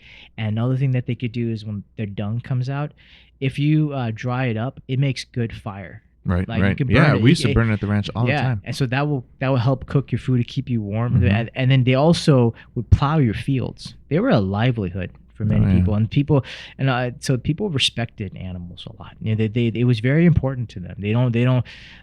Some of the people that even like the dogs that were walking around, the cat, animals are everywhere. It still is now. You still see goats and everything walking Right. around and stuff like that. So I think that's where I got the love for animals. And elephants, I've always found them interesting. The first one I saw was when I was in India, and they would bring these elephants in for the god Ganesha. Some of these will have larger temples, because the Ganesha had an elephant head. Mm. He's that god. So they would bring this elephant and they would place his trunk on your head and do that. I never got close. I was too scared, but I always thought it was so. And they put these nice headdresses on him, and I just thought they looked so beautiful. Yeah. And it was so massive. And so that's why I fell in love with that. That's why elephant became my favorite animal. And the reason I wanted to be a zookeeper because I was like, what better place to be closer to animals? Yeah. So that's why I wanted to be a zookeeper. I thought it would be a job that I would really enjoy. I would love to go to work and spend time with animals and stuff. So that's where it comes from. But the mentorship, I'll be honest, the only person there's two mentors. Mhm. I would say. Like one, it was my mom for sure. Like you see, and when she passed away, our family completely got to show. She was the glue. She was the glue. She was, in my opinion, the head of the family.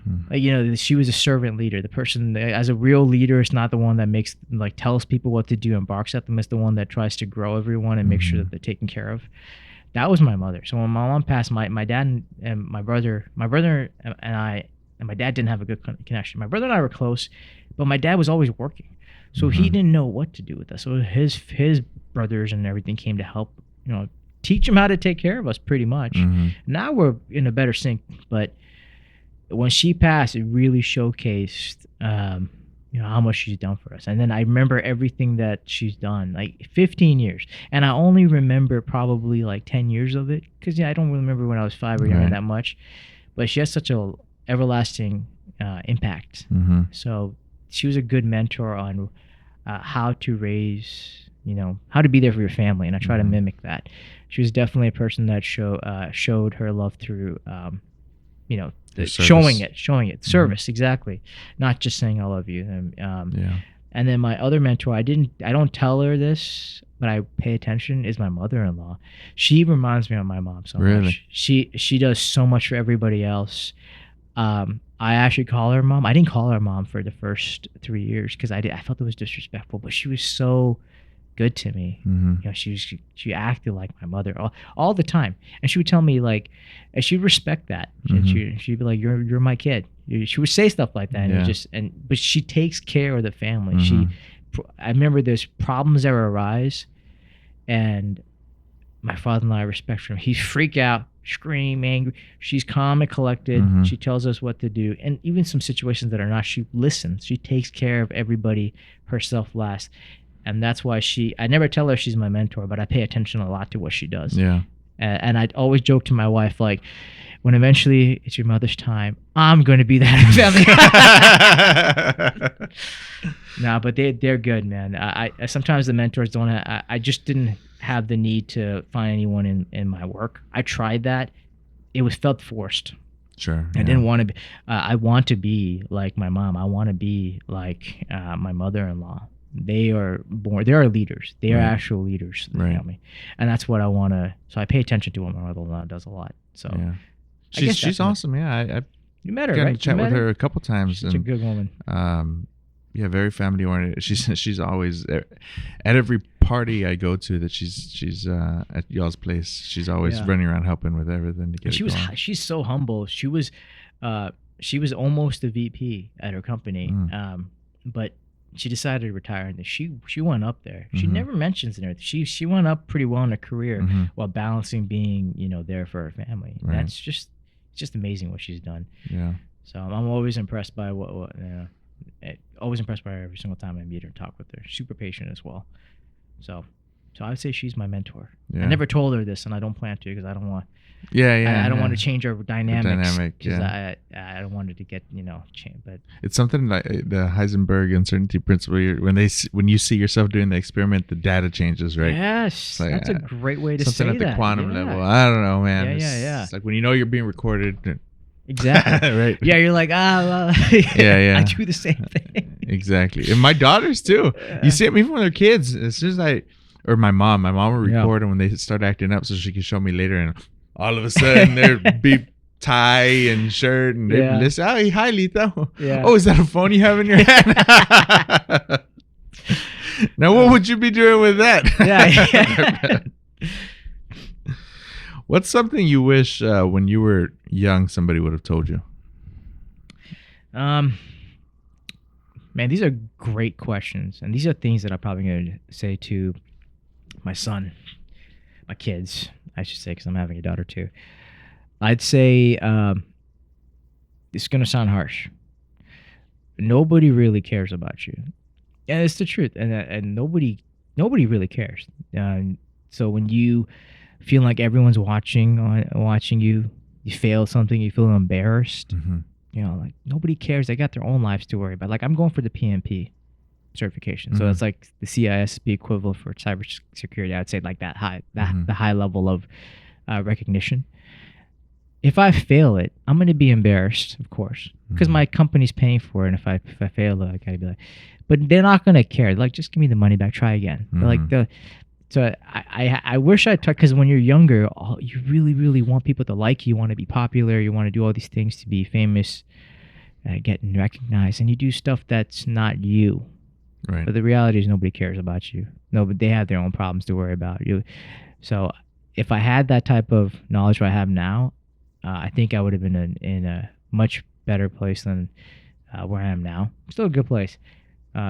So knowing that fact, I do things that I want to. I don't really like I just showed about this the Eerie Wilderness podcast. It's like, okay, I'm gonna do it, whatever. So I wish that's something that somebody really just explained that to me. It's like, nobody. Everyone's got their own problems. Right. Nobody cares about you. Go do what you want. Don't let them thinking that they're gonna look at you different affect your decision, because they don't care. Right. Yeah. Don't worry about being a people pleaser, I should say. Don't worry about what they perceive of you, like, because they got their own problems. And if you fail at something, so what? Try again. Yeah. Like, nobody cares. So that's Right. something that I wish I would have told myself. No, that's Yeah. good advice. I think it's the irony for me is we used to have like little speeches and debates and stuff at my school, Yeah, and I remember I hated those. I hated doing it It's in terrible. front of people I knew. I hated doing it in front of my class because they were like, "Oh, why is he acting that way? That's not who he is. I know who he is." Yeah. And the truth is, as a kid, and even as adults, man, we're figuring ourselves out, right? Mhm. You're figuring out your voice. You're figuring out what you're good at, what you're not good at, and the only way you get better at being you is practice. Yeah. What you're doing every day, practicing in your career, practicing at this, because I wasn't an engineer before I went to college, right? I was practicing it for 4 years, and Yeah. I didn't feel like I was being a good engineer at UT in Austin, right? And Yeah. finally graduated, and just like we're barely, right? And then it's like, okay, now I gotta I'm still not a practicing engineer because I haven't had a job, and then so I think we're all practicing being ourselves every day. Yeah, and that's a very good point because people change very fast. People want to change. Man, I was vegan for 5 days, and then I was like, you know what? I like barbecue, so I'm going back. That's how quickly people are like, I'm gonna exercise today. I'm gonna do fitness. People change just like that. So exactly what you say. You got to practice. You're gonna keep figuring yourself out, and and you probably will keep evolving till your last day. Mm-hmm. That's just how people are. And people Right. are still trying. People are always. They're not going to know who they are or recognize it. I think they have a good picture of where they want to go, but people will change. You never know what's going to happen in your life. Yeah. So exactly what you said. Yeah. So. Yeah. What is your purpose in life? Oh yeah. Okay. Man, that's a good. I've heard other people. I watch your podcast, and I'm always impressed at how they give answers. They know the answers. You need to ask me again when I'm 90 years old. Here's why. Because I going back to the changing thing. I think my purpose changed with the phases I had. When I was in my 20s, my purpose was to be career driven, get my career to a certain level. Right now in my 30s with my family, my focus is to make sure that I grow, make sure my family is taken care of, Right. that I can provide for my father and also be ready to take care of my in-laws if needed. And that seems to be, a huge purpose. And right now I'm focused on leaving a legacy behind. So, and what I mean by that is continue the successful pattern that my parents have gotten, because they came here, they had a really difficult time, and right now I'm doing a little better than them, and I want my kids to do better than me. Exactly. But I don't know if that's going to change again when they graduate. Maybe I won't focus as much on that. So that's why I said you're going to have to ask me again when I'm 90, because then I'll know what my purpose was in the end. I just have so that's beautiful. I think we live our lives in seasons, right? And as you said, you inevitably you change. Maybe not your values. Ideally, your values would stick the same, or even if your values are misdirected, at least you'd have enough wisdom to be able to say, "Oh, okay, I was wrong about that." Fundamentally, those are the hard ones. Yeah. When you thought your values were what the right, but then it also becomes, again, in seasons, and the only way you really know what your big purpose is when you look back on it and you say, "Oh, that's what my purpose was." Yeah, and exactly, and some people will give you answers about the purpose, and usually they're very broad and generic. Okay, I want to be a good person. I want to help out. I like my brother. He wanted to go teach in India English and help them out, and then he changed his mind because he realized he couldn't afford some of the washing machines and stuff. I'm serious. He's like, I'm coming back. I'm not doing this no more. But I always respect people that figure out, you found your purpose pretty early on. I haven't found that yet. I'm afraid to just say this is what it is, because it could change sometime in the future. So that's very hard. So that's why I said you got to ask me again when we're old and 90, and I'll tell you my purpose. Remember that question you asked me in your podcast? I know what it is. So I think your purpose, if I had to sum it up, I would say is a group or a large amount of goals separated by seasons. And you would reconcile all that into wherever that's pointing towards. Yeah, and I haven't figured out the destination yet. Yeah. So, and that's why I think I struggle to answer. It's a very Good question. You've asked some deep questions already.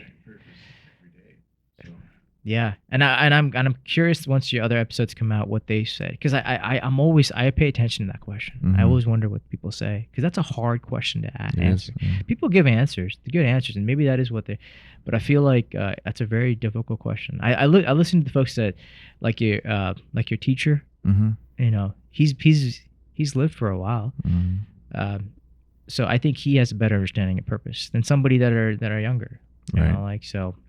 I think he has a better understanding of what his purpose was, because he went through life a lot longer than some us have. So that's why I think it's too early for me to answer that, because I don't know what's going to happen.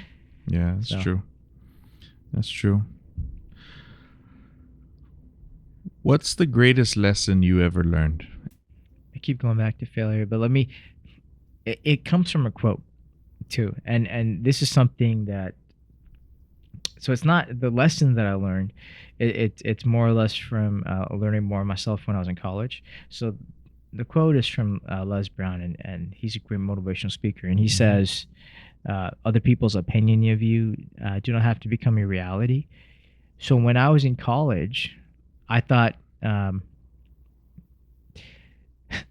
getting the most action meant that, you know, I would fit in.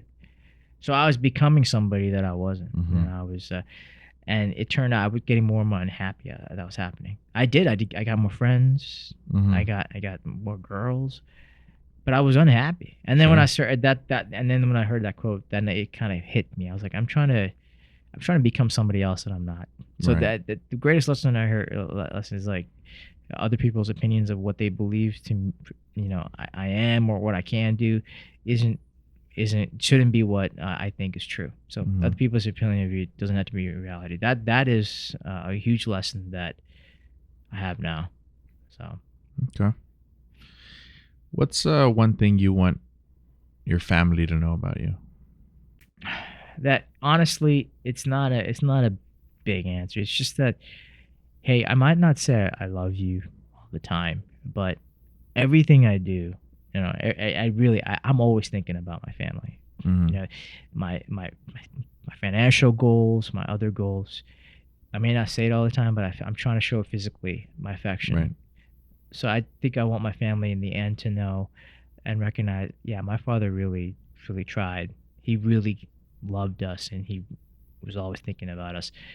And I think that's something that I want my family to know. It's like they probably hear it like I love you and everything, but I try to show. You know, through action. I think saying I love you is one thing, but showing I love you is so much more difficult and meaningful. So that's something that I want my kids to know right away. There should be no hesitation. My family should know that. So that's very, very. I think that's what I want my family to know. Okay. I know we briefly talked about this a little bit when you shared it, but whose death affected you the most? The death that affected me the most was definitely my mother. She passed when I was 15, right? And I think the reason that this affected me the most is it's not good to lose your mother, especially when you have a parent that you're really close to. When you're 15, you're going through all of these and your brother changes. Was younger, right? Yeah, he was 14. Yeah. And she kept him in line really well, like going through the stages. I think her leaving really affected him. You know, he tried to take his life 3 times, but now he's in a better place. He has a psychiatrist is helping him out. But my dad just didn't know what to do. But my mom kept us in pretty good check. She knew. No, when something you lose about it, a mother's love. Yeah, mother's love, but she was also the leader. I like I said, when you kind of like you know, you see this with animals a lot. When the pack leader dies, the whole thing kind of they struggle. You know what I'm talking about? So. But the thing that affected me the most because of this is I had to grow up really fast. And you know, I had to start taking care of myself. My dad tried his best, but he was working all the time. So I grew up really, really fast, quick. So that's something that, you know, affected me really bad, especially when it got to when I was 19. My mom passed away. My brother went to college in Connecticut, and my dad went to Rochester, Michigan for a job there because he had a niche job, like skill set. So it wasn't. Well, it was hard to find that skill set. So, but it was also hard to find jobs that need that skill set. Mhm.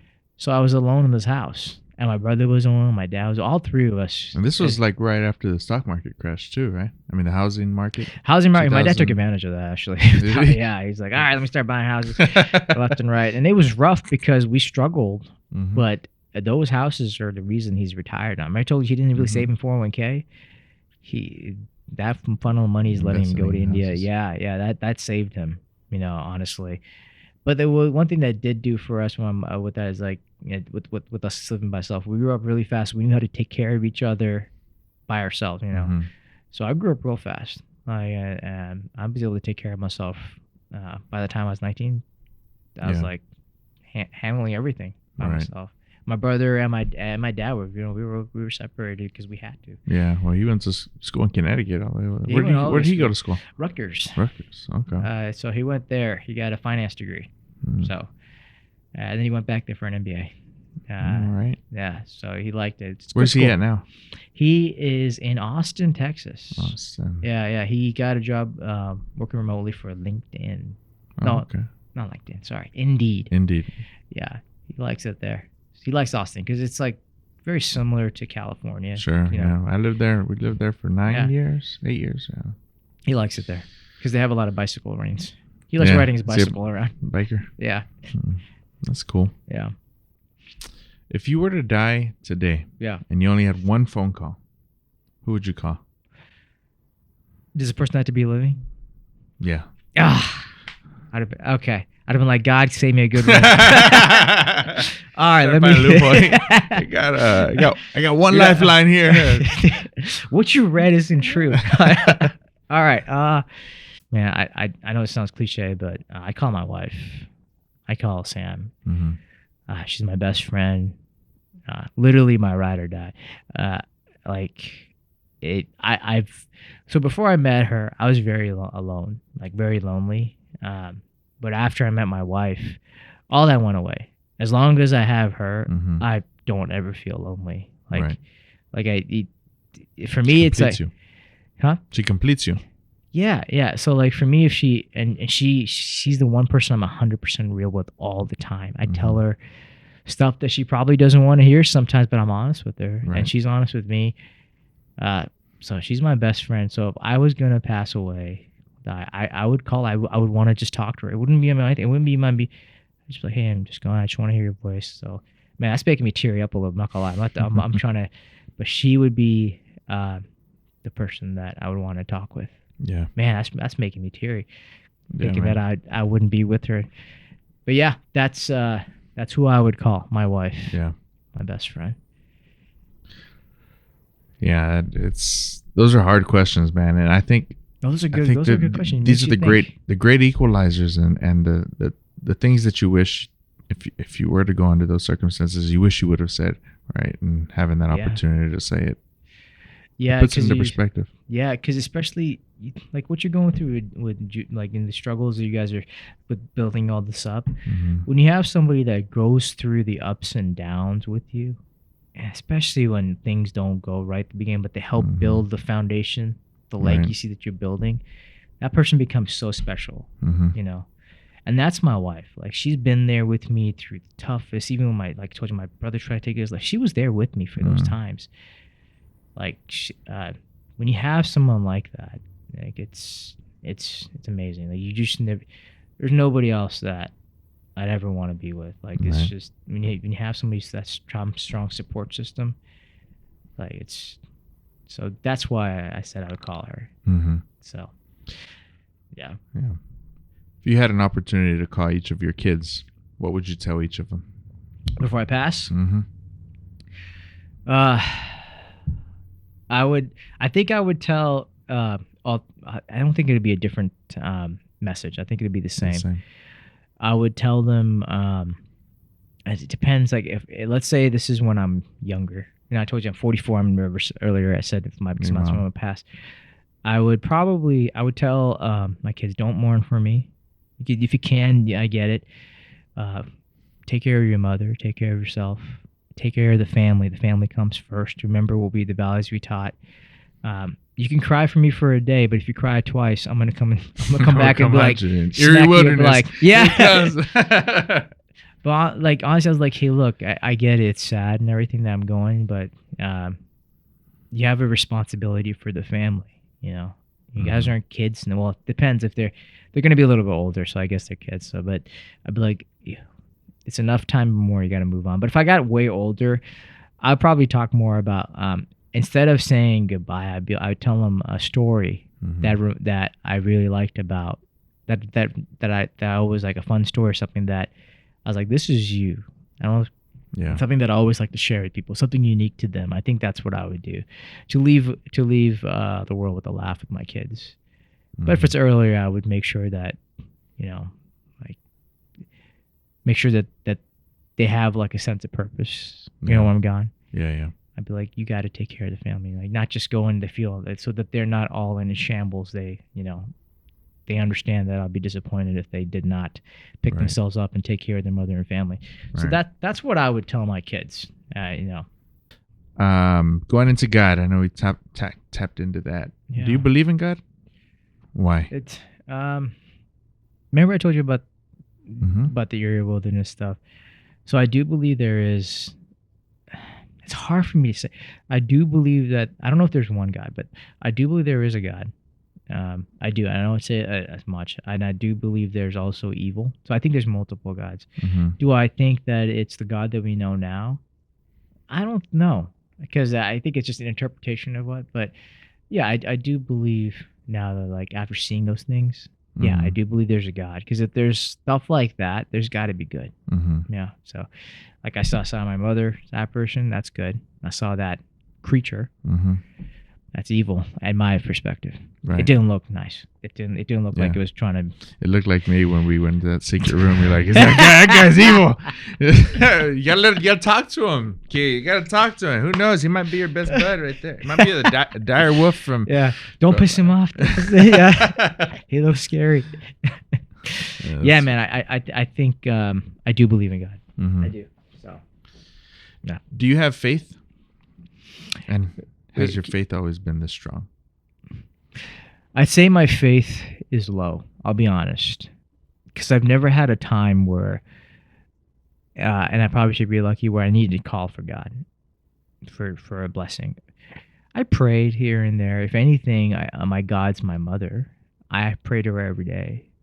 You know, I feel like she would be there for me if I need to. If she's, so my faith's low, I'll be honest, because I haven't had to tap into it yet, and I hope I don't have to. Yeah. I don't have to. I hope I don't get into a situation where I have nothing else but to hope that God can step in. So my faith's low, man. I'll be honest, and I hope it stays that way. I don't need to tap into it, but if it does, yeah. I mean, I told this to my wife too. It was like, if God came, or like any entity, if any spirit, any type of God, doesn't matter if it's like Muslim, Hindu, Christian, I'd be like, I'm on your side. If it's good and evil, I'm on the good side. So that's the best way I told my wife if I'd answered that. But my faith's low. Does Sam have strong faith? She has a strong faith. She prays every night before we go to sleep. It's weird because she doesn't want to have a cross in the house, and I asked her why.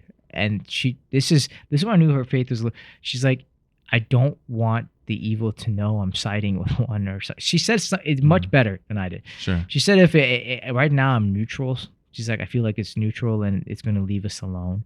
But if I start siding or showing my faith more, I feel like that's what's going to target us. And she's like, she's afraid of that. It's just strange because I've never heard that answer before. You know, people would have crosses every day to ward off, but she's afraid that it's going to challenge and bring us unwanted, you know, attention from these evil beings or something. I never heard anyone say that before, so that's why I'm sure. But she is very faithful. It reminds me of like putting up a yard sign that you voted for Donald Trump, and then I don't know. Yeah. Do that in California. Oh, my goodness gracious. No, yeah, that's a good.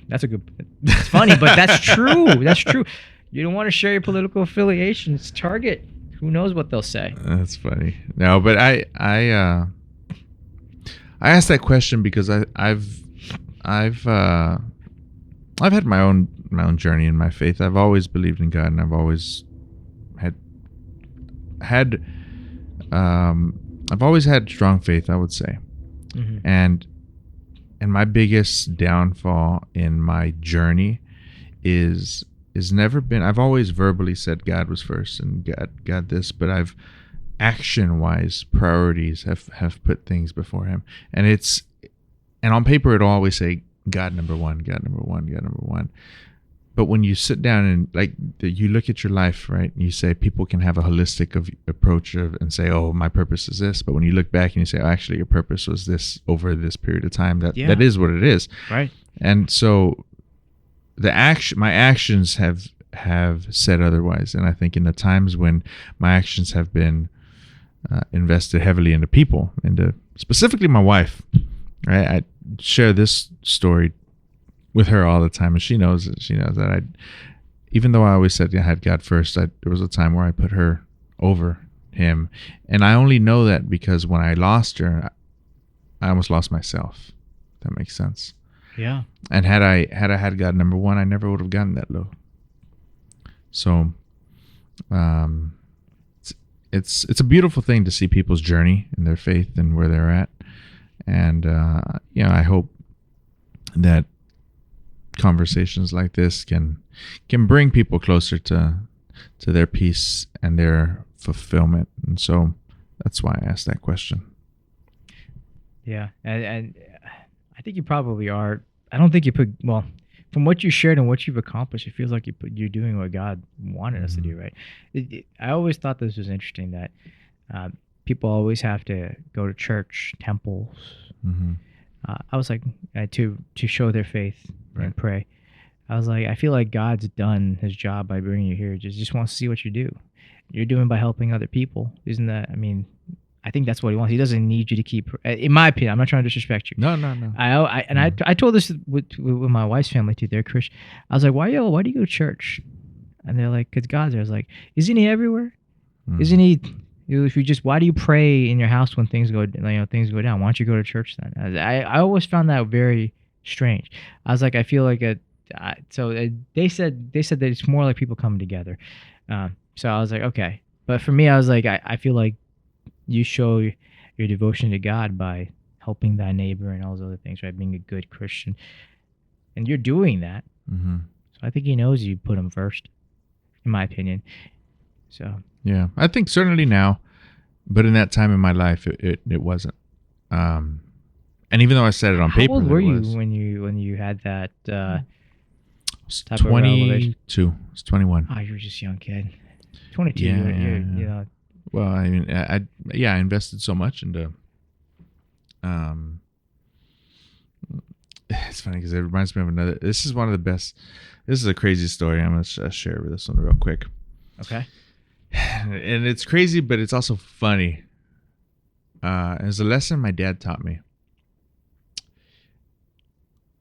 We used to have Pokemon cards as a kid, right? You and your father? Me and mostly me, right? But obviously, my parents paid for it. Okay. All right. And I had a couple Pokemon cards, and I don't know, maybe they were holographic or something. And I had this crush on my neighbor. She was much older. They were both. There was two sisters. They're much. That's the one you went with your brother and you snuck out. No. That is much older. I was. Slow down with that one. No. I was. I was a kid. This was in the 90s, man. Okay. This was. All right. So I went over and we used to play with the neighbors, and they're.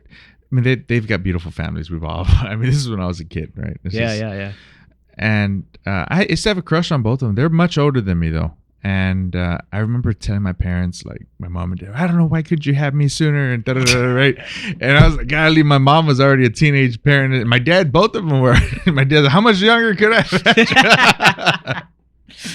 So, but man, we used to play Pokemon cards. And I remember I used to put a little feather in my pocket and some in my hair. And but I remember I went and I played Pokemon cards with them. And I remember I traded them I traded them like 5 Pokemon cards for one of theirs, and it was I got the short end of the deal, obviously, right? Did you get a magic card? No, this is a magic card. Yeah, I gave him a bunch of magic cards. No. I gave him my Charizard. I gave him all that. And it's like, why did I do that, right? And my dad was so mad. He's probably mad because it cost money, right? Yeah. And we were, I mean, in that time, my parents were like in their early 20s, right?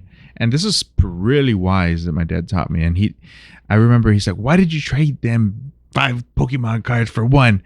And you gave them your shiny ones. And I was like, oh, because I like them. I was like, that was the reason why. And he goes, don't ever give somebody more than what they earn, even if you like them. And man, Judith has heard that so many times. And unfortunately, I gave her more than what she earned in that time. So much so I gave her the number 1 spot, right? When that should have went to God. And don't ever give them more than what they earned. And for my dad's always told me some deep quotes like that, and especially talking to a young adolescent kid, somebody who was really young, like an adult. I think that always made me feel like a man. So that helped a lot. But giving them more than what they earn, and I think that's always been something that a value and a quality that I never heard that before. That's actually very, very solid. Even when in that period of my time when 21, 22 years old, and I think I just gave her more than what she earned. And it wasn't, when people give you things and they give them to you genuinely, they're unconditional. You know, you don't ask for things back, no favors or any of that. And so my path and my journey has always been with very strong faith, but I think subconsciously those are the underlining things, and how you just lose you lose track of what your priorities are sometimes, right? Yeah. And that's actually, it makes a lot of sense too. Like for me, that's a really good, like for me, my wife's number 1, right? And then and I think God's like after my kids, if I had to put something like that. Because my faith's low. But my wife, right? For her, I'm like number 5. That's a whole nother one. No. You're in the top 5. No. But it's good because when he explained it, she explained it to me too. I was like, you're my number 1. Why am I? She's like, my mother is my number 1. And she's like, she's always been there when I was younger. She's given birth to me. My wife's so smart. And the way that she described me, all that anger and everything just left. And she's like, I love you. You're important. My kids are, so actually I'm number 4. So I counted wrong. Well, it'd be number 5 with the baby. With the baby, yeah. And she's like, you always said if we ever like, I gave her more example. If we ever like a car crashes and we go overboard into like, we're going to a bridge and we jump to get into the water. Even though our kids would have a 20% chance and I have an 80% chance saving you always agree to save the kids. Doesn't matter. It's 20%. She's like, then if we're going to go in that type of mindset, like how could you be above them? And I couldn't argue. And she's like, yeah. She's like, my mother's number 1. The kids are afterwards. And then you're after that. You're still very important to me. And it put me in a good place. Like honestly, and for me, when she said it like that, I was like, man, my kids had to be number 1. But for my heart, my kids are very important to me, but my wife's so important to me. Right. She said so. But so when you said that, what you earned, I think that kind of resonated with what my wife was trying to tell me. The reason that her mom's number 1, her mother's earned it. That makes a lot of sense. Yeah. So. See, and I understand that. And to me, I do believe though that when God brings 2 things together, it becomes 1. Yeah. And so I think because of those reasons, there's no woman who would ever do more for me than my mom. And there's nobody who would love me harder than my mom does. Absolutely. And what she's sacrificed for all of us and become, as a young mother, she earned it to be number 1, but she's not. and that's because God made Judith for me. And I believe that with all my heart. And and Judith's not even number 1. God's number 1, right? Yeah. So, but she is 1 with me. And it's like, and as much as I don't want to say that Judith is number 1, she is over my mom. Oh, not number 1. God's number 1. As much as I don't want to say Judith is over my mom, she is.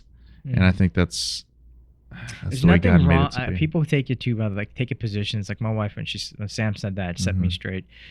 And exactly what you said. It doesn't mean it's not a competition. The love is so great. Like I would give my life for my family. Right. Period. Right. And you would do the same. There's no question about it. So the thing I mean, I would give my life for any one of those sequences, right? So I Yeah, think maybe it wouldn't exactly. be giving your life up, but if you had to prioritize maybe to save their lives, that's a different one, right? Yeah, that's true. What I was Right. talking about with the whole Right, car you sequence. talked about- True. Yeah. So I get that, and going back to what you said with your mom with the law, and that's true. Your parents, no one's gonna love you more than your parents. And there's a saying that like, and they especially for fathers too, like, and I love the saying. This is, you probably heard the saying. It's like, a mother's love is unconditional, but your father is the only man that's ever gonna want to see you do better than him. And your parents are a godsend. Mm-hmm. It's so hard to, if you had to rank them, they're definitely going to be the top 3. So it's really, really hard. Well, in the top, Right, you know right. what I'm talking about. So like, it's not even a question that your parents are very important to you. Right. So Yeah. Let's jump into this next segment here. Yeah, if you don't mind sharing your timeline, let's hear it. yeah. So I don't really remember that much when I was really young. But the first impact, like, is this like the impact, right? Impactful event that happened. When I was 7, we came to the U.S. and that was really hard because we didn't come in the beginning of the year. I came in early. The rules in the United States were much different. I remember coming and missing all my friends in India. My family was there. We were coming to I didn't understand why we're coming. My parents were coming here to get a better life for us. You know, they immigrated to the United States, our land of opportunity, and that was so hard. You know, to get used to that. I wanted to go back so bad, and it was hard on our parents because they didn't like seeing us upset like that. That was one impact, and then fast forward to 15. I'm gonna go all the way to 15. Should I go 15? Or should I go lower? Well, I'll do that. I don't want to focus too much on the negatives because there's other things that I don't want to talk about. Mhm. But this isn't although it was negative losing my mom. There's a lot of things that so 15, I lost my mother. It brought reality back in. My mother did everything for us, cook, clean. We were. I'm ashamed to say this, but it's true. My brother, I, and my dad, we were ungrateful for all the things, sacrifices that, my mother did for us. It was very shameful of what we did. We should have appreciated it more. That's one of the things I regret so much. If I talked about her, I'll be like, I'm so sorry for. Yeah. I was, You were a kid. Yeah, I was. It was one of those things where I didn't realize how much she did for us until she was gone. Mm-hmm. And then I'm gonna fast forward again, 19. My brother went to Connecticut, Hartford, Connecticut, to study there for school. My dad left to Rochester, Michigan, and I was in the house, like in the family house that we had, all by myself. Mm-hmm. And you don't realize how much a house echoes until you're by yourself, man. And loneliness really is rough, especially when you're 19. You're still a kid then, you don't know everything. Yeah. So that was really rough. But then that's the years that 19 through 22 were so hard. I was lonely. I was depressed. I was still figuring things out, who I was. Like I shared earlier in the podcast, doing things that just to please other people, to make them fit in. So that I was a very confused individual. 23 was an impact because that's when I got the quote, from Les Brown. I started listening to him. Mm-hmm. Powerful speaker. I missed him in San Antonio one time. It's like, man, I hope he comes back. It's a great speaker. And then he had 2 quotes. One, my number one is that other people's opinion of you do not have to become your reality. So if people say I can't, I don't care unless I say it myself. Yeah. Good. Like I remember when I had my first manager, I said, hey, I'm going to be a manager. It was 2017. I was like, I'm going to be I'm targeting to be a manager. Right. And I remember this guy, this idiot. He was like, it's going to take you another 10 years. That guy's not a manager anymore. I was like, and I became a manager 2 years later. Yeah. So I was like, no, I didn't listen to that. I was like, I'm gonna keep doing that, and I became above manager above him now, and I still haven't hit his 2027 that he thought I would do. So that and another quote that he had is that Les Brown is it's not over until I win. Kind of like what you're doing with the podcast and everything. Until you finish your objective, it's not over. You keep going, you keep fighting, and so I love those 2 quotes, and that was an impact for me when I was 23. And then at 25, I should go 24. I'll go to 24 again. I got my heart broken real bad, and this was a good mindset. Like I really was falling for this girl. This is before I met Sam. Of course. And her and I hit off so well. We hanged out pretty much every day, right? And then all of a sudden, after 6 months doesn't seem like a long time, but when you hang out pretty much every single day, it's a long time. And me and her, I really was hitting off with this girl, and then she leaves and goes to Oakland, California, randomly. How far was Oakland from? So it's Northern California, Sacramento, or like that. Above that, San Diego's all the way in the bottom. Okay. So she went all the way up there, and she didn't. I messaged her, and I didn't know what was happening. We stopped hanging out. I was like, I thought I did something wrong. And man, women can be pretty brutal sometimes. You know? And I think this is why when men in their 30s, they're much more, hard. I guess I should say more hardened up, because they go through these heartbreaks of being the first one to make the move, get the disappointment, go back with the heart. We have feelings, like the Spice commercial. Was it like men have like needs to, or whatever it is, but she calls me. She texts me randomly, and she shows me her house, and she's like, "You got to come up here one time." I let her have it. I was brutal to her. But the lesson that I got from that was impactful for me was like two things. I was like, I decided I'm not gonna let women treat me like that no more. I was done being like this little toy. And two, I was embarrassed about how I responded to that. I was so emotional. It was, I think about it, and I remember that, and I was just like, why did I act like that? She was quiet. I could hear her crying. I felt horrible. 3 years later, at that time, I was like, you deserve, but it didn't feel good. I'm still very distasteful about that. And if I ever see you again in the future, I will apologize to you. I was like, I was an idiot. I shouldn't have done that to you, but go screw yourself. No, you shouldn't have done that in the first place. But 25 was really good because I was really focusing on myself. Because of that heartbreak, I was like, I'm going to get out of this debt. And I was reading Dave Ramsey. I had that board. I was like, I had credit card debt. I had college debt. I was like, I'm done with this. I'm going to start exercising. I was pretty big, too. I was like, I'm going to try to exercise. I'm trying to get my life back into a situation. And then when I met Sam, I told her I'm not really interested in a relationship or anything like that. And she said, same here. I just moved here. Let's just be friends. And because of that, there was no... It was organic. Exactly. It was just organic. She saw the board and everything, and she thought it was great. And then slowly over time, this woman that I met is putting clothes in my closet. I'm like, what is going on? What the? What? I knew. How did that hit there? I was like, what She's got a whole rack. I was just like, how did this happen? And at 2026, I'm like, half the closet is yours. Eventually, I was like, you want to just move in here? She's like, my lease is in there. I was like, okay, just move in here with me. But that was 2025 was the best year I had because I met Sam. I was like, I'm not taking 25. 25. 25. Not 2025. Oh, I'm sorry. 25. When I was 25 years old. Yeah. That was the best year for me because that's when I transitioned. Where the confidence is building. I didn't care about building these these nonsense relationships. Like even now, I told you earlier podcast, you're my only friend in San Antonio. I don't care to make these other forced friendships. You and I were organic about it. I don't feel like I'm forcing myself to be a friend. So those are things that I learned. So 25 was a good year, and then 31, I think it was. So it's 2020. No, sorry, no, I was 20. I'm trying to remember.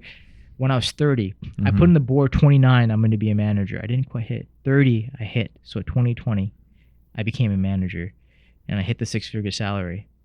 And man, I remember getting the call from the HR person. I was driving home, and she told me, "Here's your new salary," because that was my goals that I had. And I was like, "Man, I'm behind. I'm supposed to be here," but it took a whole year later. And dude, I was just like a madman. I was like, this spiritual person's there. I'm like, wow. And this lady's just like, sir. I was like, no, it's good. I accept. I accept the offer. Man, it felt great. Trying to hit that before when I was 30, hit that 6-figure salary that people dream of, and then get in the manager position.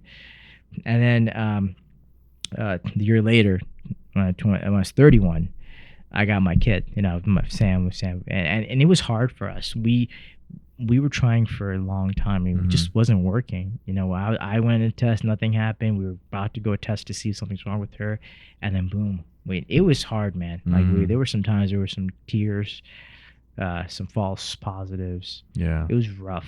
So when we heard, and it was also kind of hard for us because we wanted to be happy for our friends that were able to conceive easily. Yeah, easily. That wasn't us. Not in the beginning. And then we were like, okay, this is what figured. Well, the irony, you're thinking, like, when people look at you now, it's like, oh, you got 3 kids. You'll have an easy time. But every kid was hard. I'll be honest. We figured out what worked. It was hard. I mean, there were some tears because we really wanted to be parents. Right. We wanted to be parents earlier than 31, but it's okay. 31 was a great year. And then here I am now, 35. I think this is, about to be 30. My birthday's in June, so next month. So I'll say 35. Yeah. I finally get a girl. The reason I wanted a girl so much is that I was going to name her after my mom. That's the reason that I wanted. I was just like, I just want a girl. What was your mom's name? Her name was Shanti. Shanti. So we're going to thinking about, we're still throwing down names. So what we do with our boys is like we have Indian names, but when the middle name is American. So it's like my son's middle names are Franklin and Francis, so they can go by Frank. We're thinking of for the girl May, Shanti May. Sam Larry likes that. May? Shanti May. That's what she's thinking. I always let my wife. I was like, you decide what you want. You got Shanti. So that's why I was really wanting a girl because I just was like I really like a daughter, and I wanted to name her after my mother that had such a 15 years, 15 years, but I only remember 10 of those years but she had an everlasting impact on my life. So, and 5 years from now, I think that was the other one, right? 5 years from now, what do I see? So 5 years from now, I have a couple of goals. Now, I haven't posted it up yet, but the first goal, 5 years from now, this is where I'll show you where we should be. So when I'm 40, this is where I should be. It's going to sound a little, I'm going to be a director. No, that's my goal. Director salary should be starting with 2. Here in San Antonio, that's a lot of money. So 2,000 and something, whatever. The third, so that's the second goal. The third goal is we should have already finished our 5T9 plans for the kids. We kind of already reaching there. We should have already done that. And then the fourth goal, we have 5 goals. So I guess fourth goal is we would have our rainy day fund up already filled. So we decided 30,000 per kid because we wanted to be for the rainy day fund. But like every kid we have, we need 30,000 for a year to survive. So with 90K was what we wanted to save.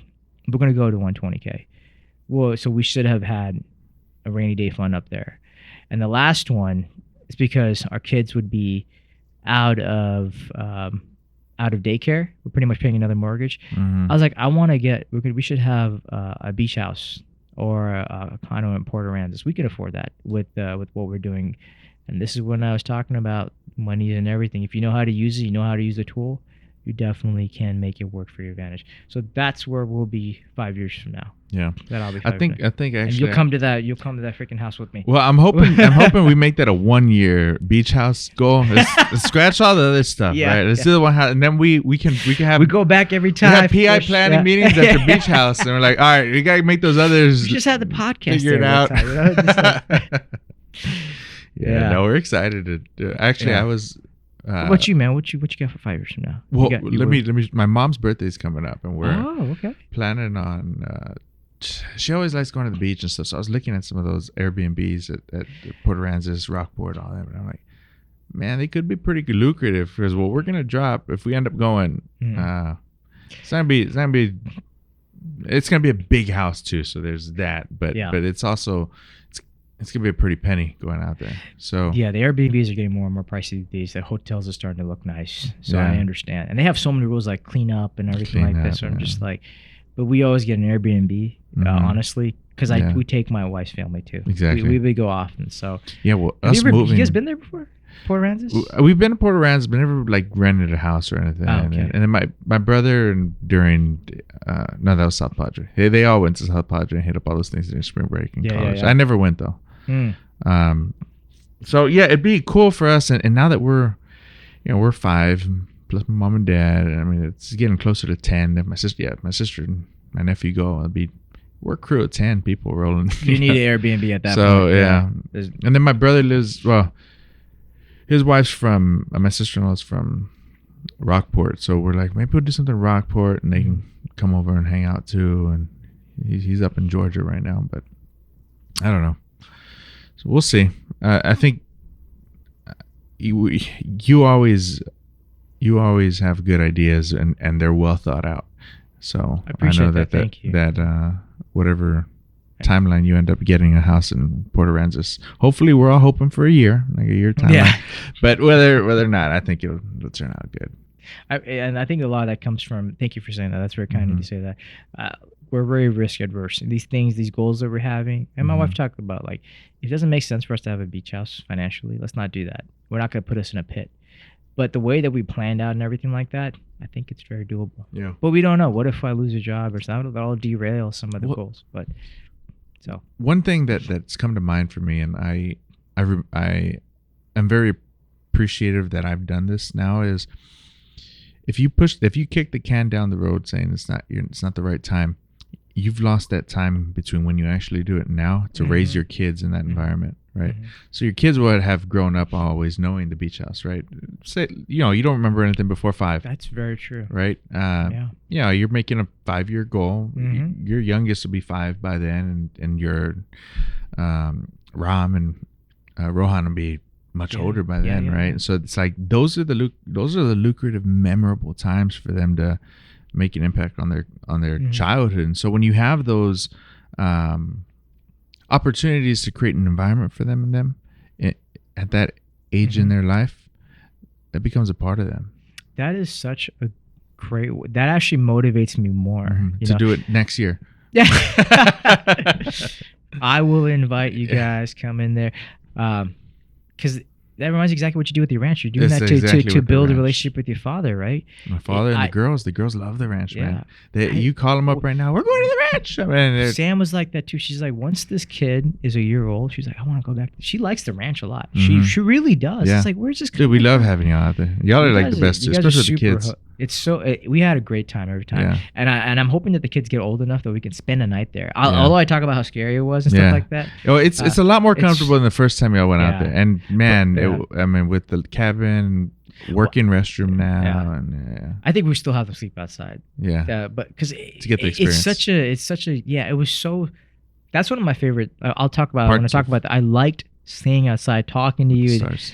and just looking at there's so many stars, and Oh I my- forget yeah. how many there are until we go to your ranch. Yeah, and you can see the Milky Way. I mean, beautiful. Oh man, did you see the lights? What are they talking about? The northern lights. And No- apparently they were showing up all Yeah, over yeah. the night. Were you able to see it? We didn't see them from where we were at, but I did hear about it. Yeah. But that makes me motivated more because you're absolutely right. If you're gonna get, there's no point in getting a beach house when I'm all by myself, Right. with just me and my wife. And that's That makes a lot of sense. That's honestly eating me up right now because Judith, What's going on? God bless her, man. She loves you so much. You've man. been to this majestic castle we live in, and It is extraordinary. It's got a lot of history and everything, but Oh, man. but we grew up poor and we're still living below our means. I'll say that, and it allows us to do other things, right? Which is a blessing, but to be fair, once we're done having kids, I think that's going to be the time where we figure out where our permanent home's going to be, or what our permanent home's going to look like.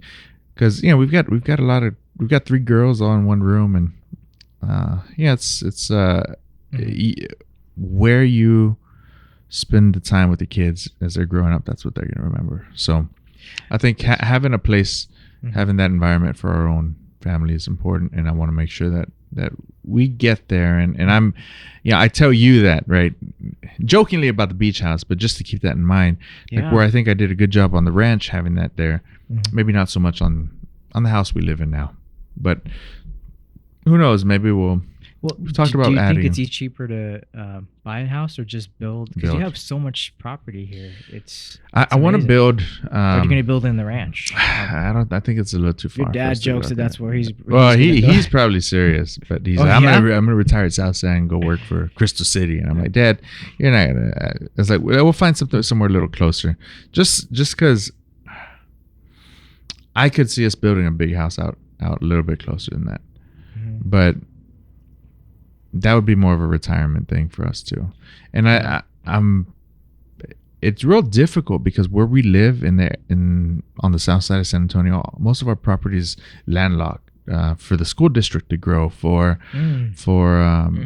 be in the district we want to be in, right? But we have to find the right property to build on, and I don't want to go too far. Yeah, and I hear what you're saying, man. Because like when I was younger, I remember us sharing one bedroom for a long time, and then when my dad was 15, like I think we were 13. When I was 13, they bought the house at 2007, and then it crashed. 2000. So my dad, but he took it positively. But regardless, that was the first time I had my own bedroom, and that's when I saw the ghost. But like it's so important. I didn't realize like how important it is to have a larger home until I had a family, because they're still young. Your kids are still young. They're gonna want to be together, right? But eventually they're gonna want their own privacy space, and everything. So I'd say like, and it's good that you recognize that it's important to your wife. And Well, it's taking me a while. I'm not gonna lie. She'd be like, "Hey, I've been telling you. Look at the big old sign." Yeah. But then when we lived in Austin, we had a huge house, not a huge house, but I mean it was bigger than anything we'd both ever lived in. Yeah. And it was just us, and then we were like, we like the small house vibes because it forces us to be in each other's spaces and a family. So there's trade-offs, and it's like we said earlier, one man's treasures and then one man's trash, and this is probably okay with you. Like this is probably it is. Yeah. I mean, but you never know what you like. For Sam, I remember she told me, I want a house that I'm proud to bring guests to. When we were living, we rented my dad's apartment. Don't let her talk to Judith, because that's what she's been telling me for the last 10 years. She wants to have a lunch date with Judith, and they just can't. They're both so busy. When is she due? Sam? She's a financial analyst. No. When is she due? When is she due? Oh, I'm sorry. Yeah, I know. You're like, what does she do? No, she does. She has her MBA. Works for.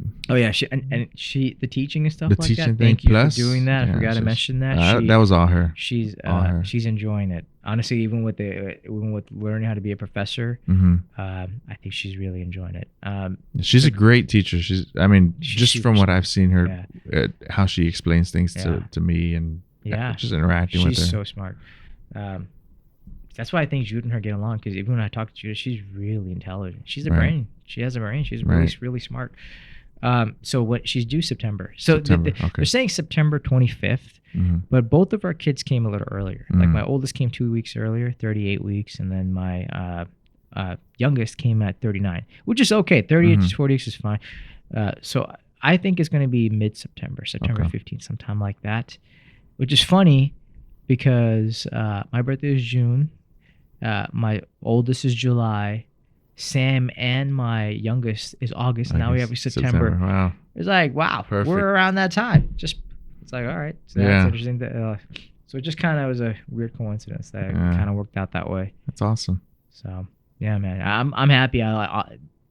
Having a family like this. It's weird because I'll tell you something that I never. My wife's caught me standing in the corner in the living room. She's like, "What are you doing?"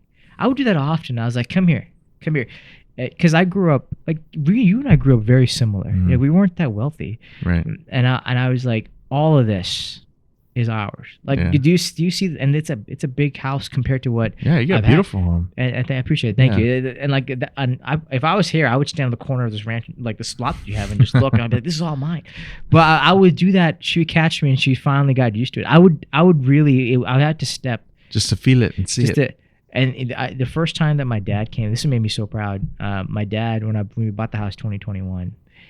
He was so proud. He got the phone and he was calling his mother, and they live in the village still. And he was showing him each room. She's like, "Look at what they got! I can't even believe it. It's so beautiful." it made me so proud. I was so happy to see him so proud of. Right. You know, I don't need, like Sam and I were going to go down, but just to see my dad, because he sacrificed a lot. Mm-hmm. Him and my mom, I think a lot of immigrant families Mm-hmm. to come to the United States, they sacrifice so much. Oh, yeah. People don't understand that. Grew up here, gender multi. The first generation that comes in here, they sacrifice so much for the well-being of their family, and people just forget about all that. And my parents sacrificed so much to bring us here.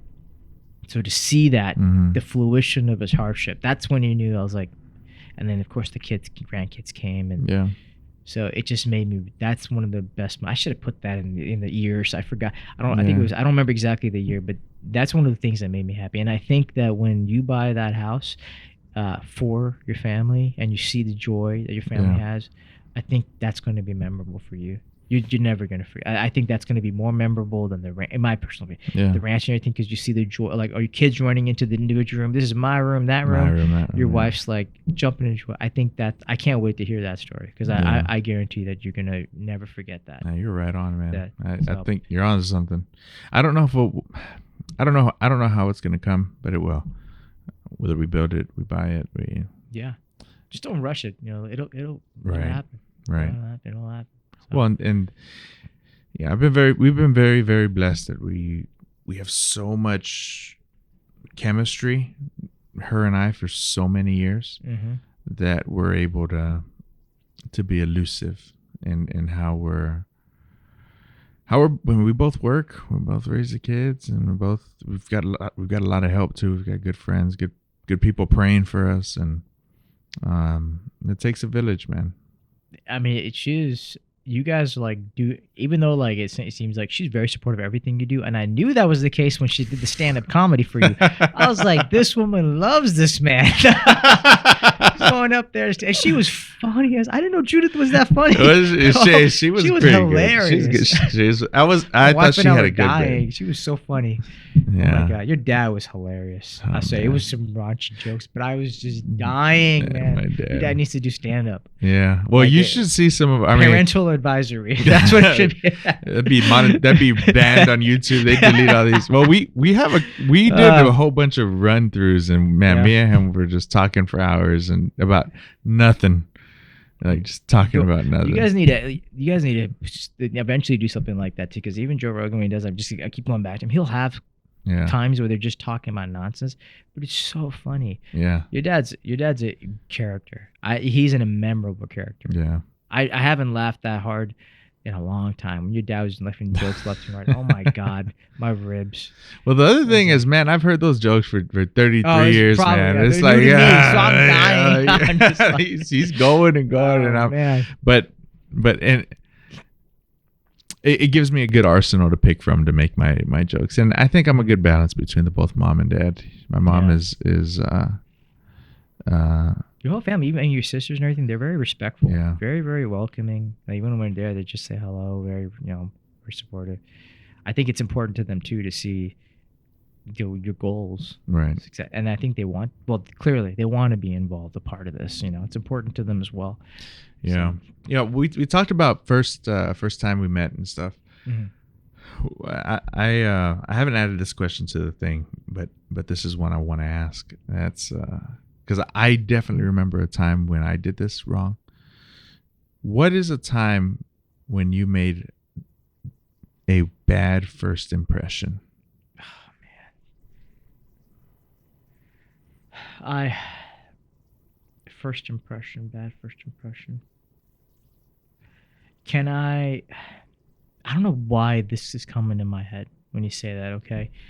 It's not the first impression, but it when you go into a meeting, any meeting in work, it's in the first 5 minutes. It's like, hey, hello, you guys just have a small chat and whatever. I remember our fellow coworker, the one that that we talked about, that we just talked about recently. Me and her worked together, right? She was the scrum master, and I was a product owner, and I was early in my manager. I was early. It's my first year. I'm still learning some things, and I could clearly see that she wasn't a good fit for this role.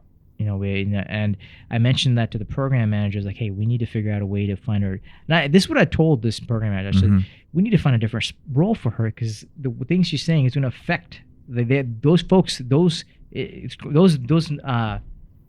team members that we hired. They were fresh graduates, skill bridge, and they came to me talking about concerns they're having with what this person was saying. Right.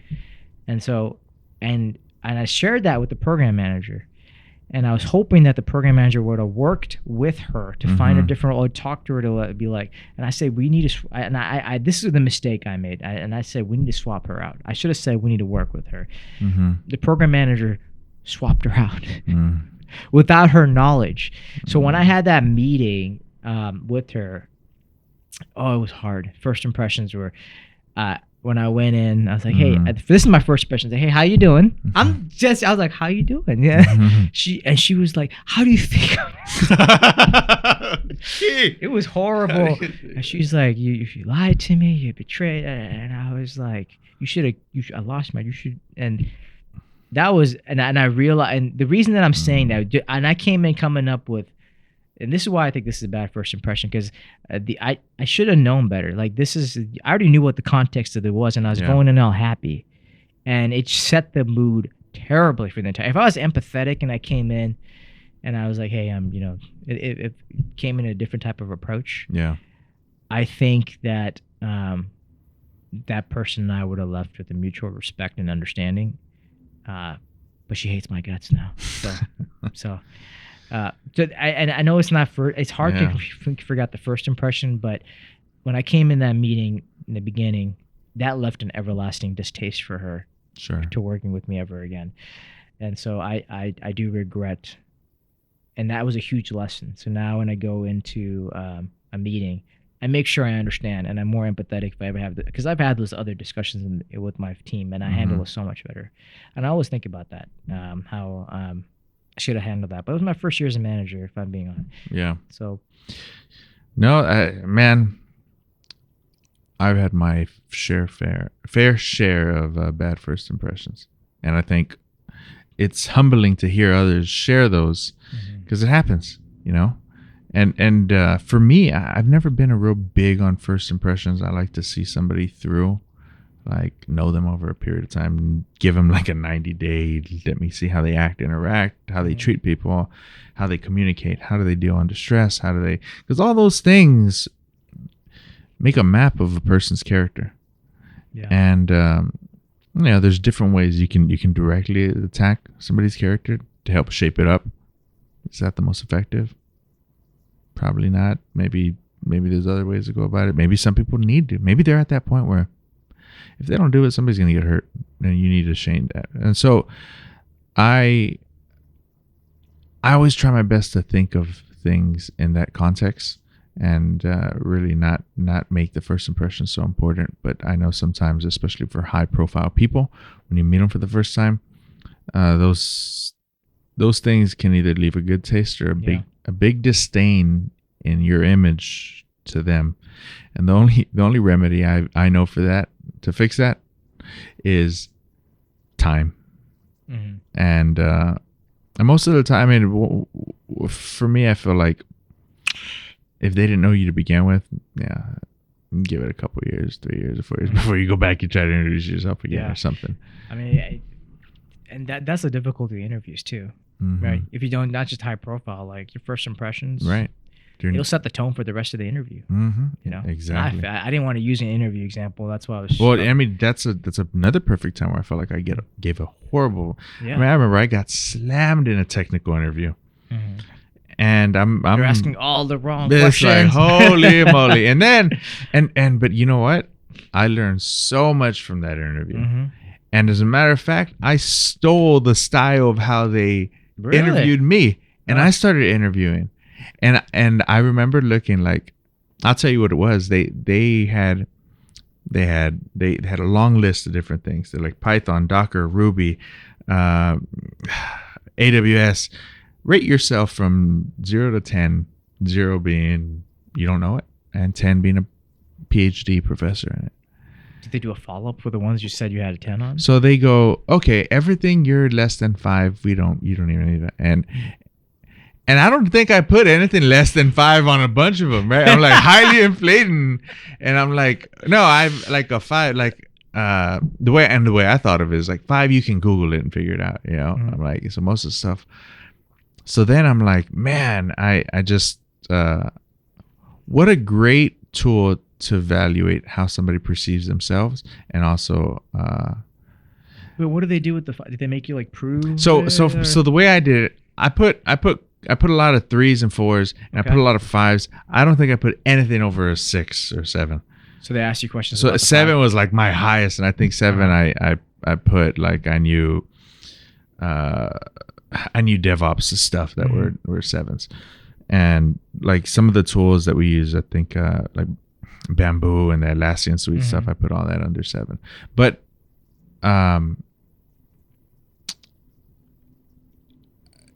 just the way they set it up, like all they're doing is letting you dig your grave and bury it, or they're letting you build your ladder and climb out, you know? So I loved how it was. And then they asked me each one of those things they had questions for. Okay, so they did ask. Wow. So it's like, okay, anything over 5, we'll ask you. And I had a lot of 5 because I was like, I'll figure it out with them. And that was my factor. And I ended up telling them, I was honest. I was like, look, I thought 5 was like, I could pick up and learn and do a career in these things if I just did some research. Off the fly, I'm not going to have good answers for those. I got hammered on all the 5s, dude. Yeah. And it's like, yeah, I coded in C++ 10 years ago, right? And I was like, I was able to figure it out and work a job with there for 6 months or whatever, and that using that. But now it'd take me a little while, and I got hammered. But it was such a good tool and a good experience, even though I felt horrible on the inside. I felt destroyed and crushed. I was like, ugh. And then I was like, why was I even asking for that much money for that job? Like, I don't deserve it. Like, all those things that were going into my head. Yeah. And yeah, I've never talked to anybody about this interview. As a matter of fact, Judith was in the same room, and I went outside because I was embarrassed of how I couldn't respond to these questions in front of my wife. So. Oh man, that's brutal. And that's you know, since you're sharing that, I interviewed for Raytheon. Not too long ago, like when there was a scare of losing a job, and I bombed that interview. And the reason that I bombed the interview is like two questions that one was about cloud that I don't know why they asked me, was this just for a program manager, and they never mentioned that. But the one that I felt bad about, they just asked me, how do you gather requirements from your stakeholders? And I can't believe I just said what I do at work, you know. Like, I just go talk to the customer. That was the wrong answer to do that. You know, how do you gather requirements? Sorry, how do you gather requirements? And the real, like, now I know the answer is you identify the stakeholders, you talk to the customer, and you gather. But regardless, I bombed. It was embarrassing. You know, I knew I bombed that question. They said, you have any follow-up questions? I said no. I wanted to be over. I wanted to put my head in.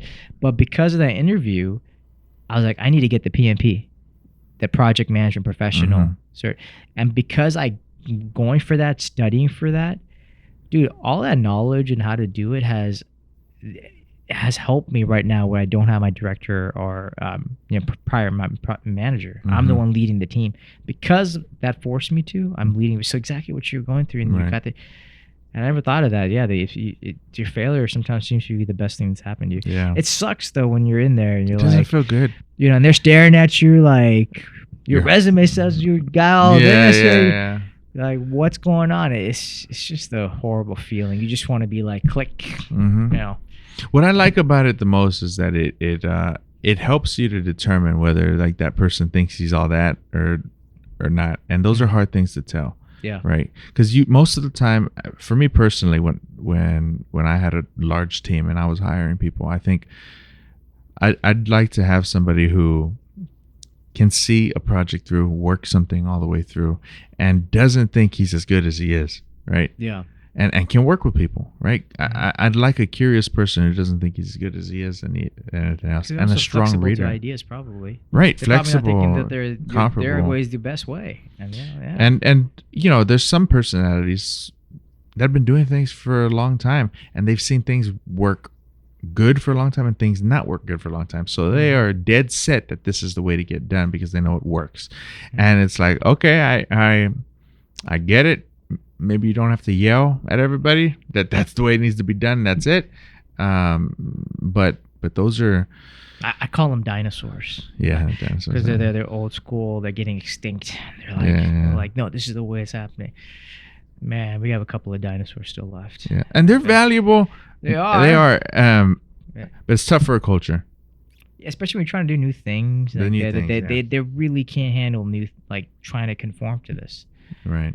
Like for Agile, for especially in the era of Agile, from waterfall to Agile. Oh Remember, you saw, know, the troubles at North. That's what my team's resigning on. It's such a heartache. I'm like, so I don't try. Now I'm trying to tell my team, don't use Agile because these people are freaking out. Say Lean. Yeah. Not the same thing. Honestly, Lean's a little different. No, it is different. Yeah, it's more manufacturing. Yeah, but I was just like, let's say that because Northrop Grumman has a manufacturing background, so they're more comfortable with that. But it's So what you're describing is dinosaurs to me. I feel like I have a good relationship with dinosaurs, though. Yeah. Who doesn't like dinosaurs? Yeah. That's good. Yeah. Man. Yeah. Are you promoting anything? The only thing that I would like to promote. I'm going to get back into it. Two things. So I have my Instagram post where it's at College Investment. That's my Instagram, and that's all focused on when you go to college. It's an investment. People focus on the interest and everything, and unfortunately, we didn't get to talk about this. But well, let's talk about it. Yeah. Well, for me, my philosophy is that when you go to college, you're investing in it. Do you know what the requirements are for getting a mortgage? And I'll just and loan. I mean, I've done it a few times, but like you have to be to get a car loan, you have to be 18, right? You have to prove that you have good credit. And then they'll give you $40,000-$50,000 whatever. You know what it is for a mortgage? 18. Pay stubs to prove you actually have the amount that you're saying you can pay for this. A proven credit score history, and you have to have a certain amount of money saying that you can put down so they'll feel comfortable. And then some states like Alaska is 21. Do you know what the requirements are for like FAFSA, for instance? They have the requirement is you have to prove that you have a general education, and that you are financially requiring some help. They don't care about your age. So you could be a 12-year-old going in, you can meet the qualifications. So these 17-year-old kids are getting loans equivalent to cars and mortgages, and that's where you see this whole problem with debt. And so what I'm trying to do is I'm trying to educate people on this, and I don't blame the dumb 17-year-old kids. I was an idiot when I was 18 to 17.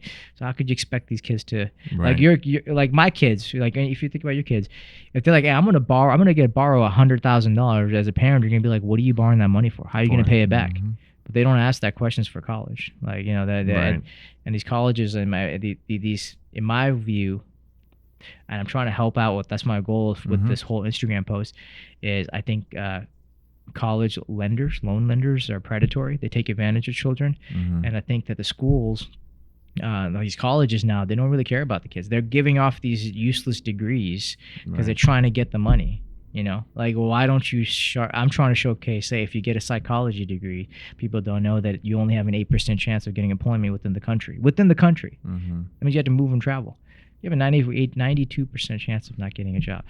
They don't share stuff like that. So these poor kids are like in these loans, and when they borrow $100,000, they have to pay back $200,000+. How are they going to do that? So that's what the college investment's all about. I'm trying to educate folks and educate them because maybe college isn't right for you. Right. Why go back? Why go for a ballet degree? Right. Just borrow that money and go to New York and then get training there. Yeah. And the other one is Erie Wilderness. I think I'm gonna get your dad and you guys to come in one time. That'd be such a good pie. And that's just something that I will share stories of what I've been reading and share some of this. So I have so many freaking stories that not primarily it's focused on cryptids, but I have so many ghost stories and stuff like that. I think I'll start sharing that because I'm a firm believer in it. Even though I'm educated and everything like that, I've seen things. And I know that there's more to this world than just what we're seeing. So I started creating that, and I've been focusing more on it again, and it's starting to get some momentum. So if you're interested, definitely take a listen to that. I think eventually I'm going to focus more on it. Definitely my parental leave. You know, Yeah. sitting there, be like, "Hey, Seuss, when could you come over? Let's talk about this. About the shadow people." Yeah. There's something under my bed. It's your kids, man. You got 3 kids. Feed them. They're hungry. It's like they're eating paper towels. That's funny. But aside from that, that's all I want to promote. And I want to thank you for having me. Okay. Where can people follow up with you on? So is it YouTube? Yeah. So I'll share you in the college investments on Instagram. I actually post. You've been very supportive on helping me with that. Yeah. And then the other one is on YouTube. You just look in Erie Wilderness, and it's all one word.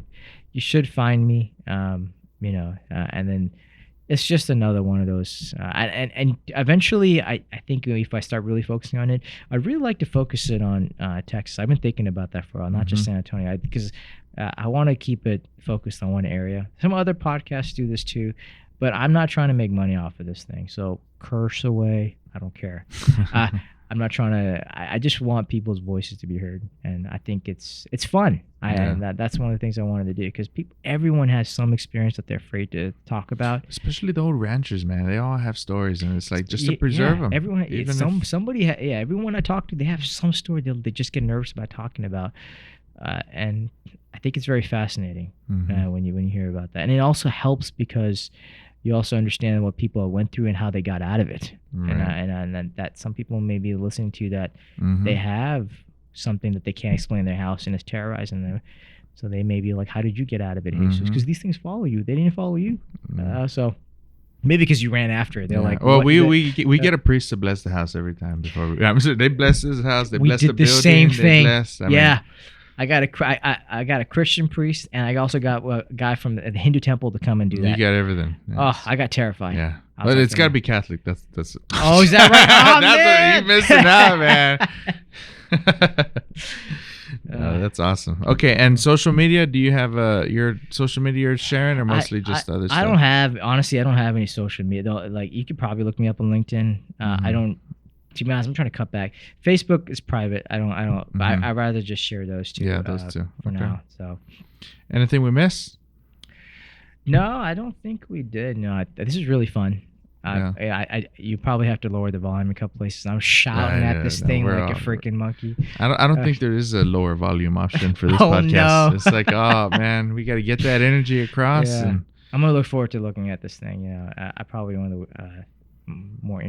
I think this was really fun. Yeah. This is I never had to talk about. This is all over. We were all over the place. Yeah, and that's the way it's supposed to be. We're bridging the gap in generations, even though we're from the same generation. I think we're reaching below. We're talking about dinosaurs, we're all over the place, right? And there's no right answer to get wherever we're going. Whether we're talking about your goal board, we're talking about my goal board.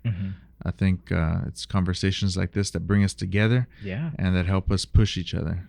I couldn't have said it better myself. So, Key, I appreciate you for coming on, brother. We're extremely lucky to have you in our family, in our life, and congratulations on the new edition coming in September, and all the success in all your podcasts. Like I said, you're the most successful YouTuber I know, and you do it passive, and you're not even trying, is what I'm saying. That's what I appreciate the kind words. Thank you. So, thank you, brother. Yeah, thanks, we'll see you. Thanks for having me. I appreciate it. Yes, sir.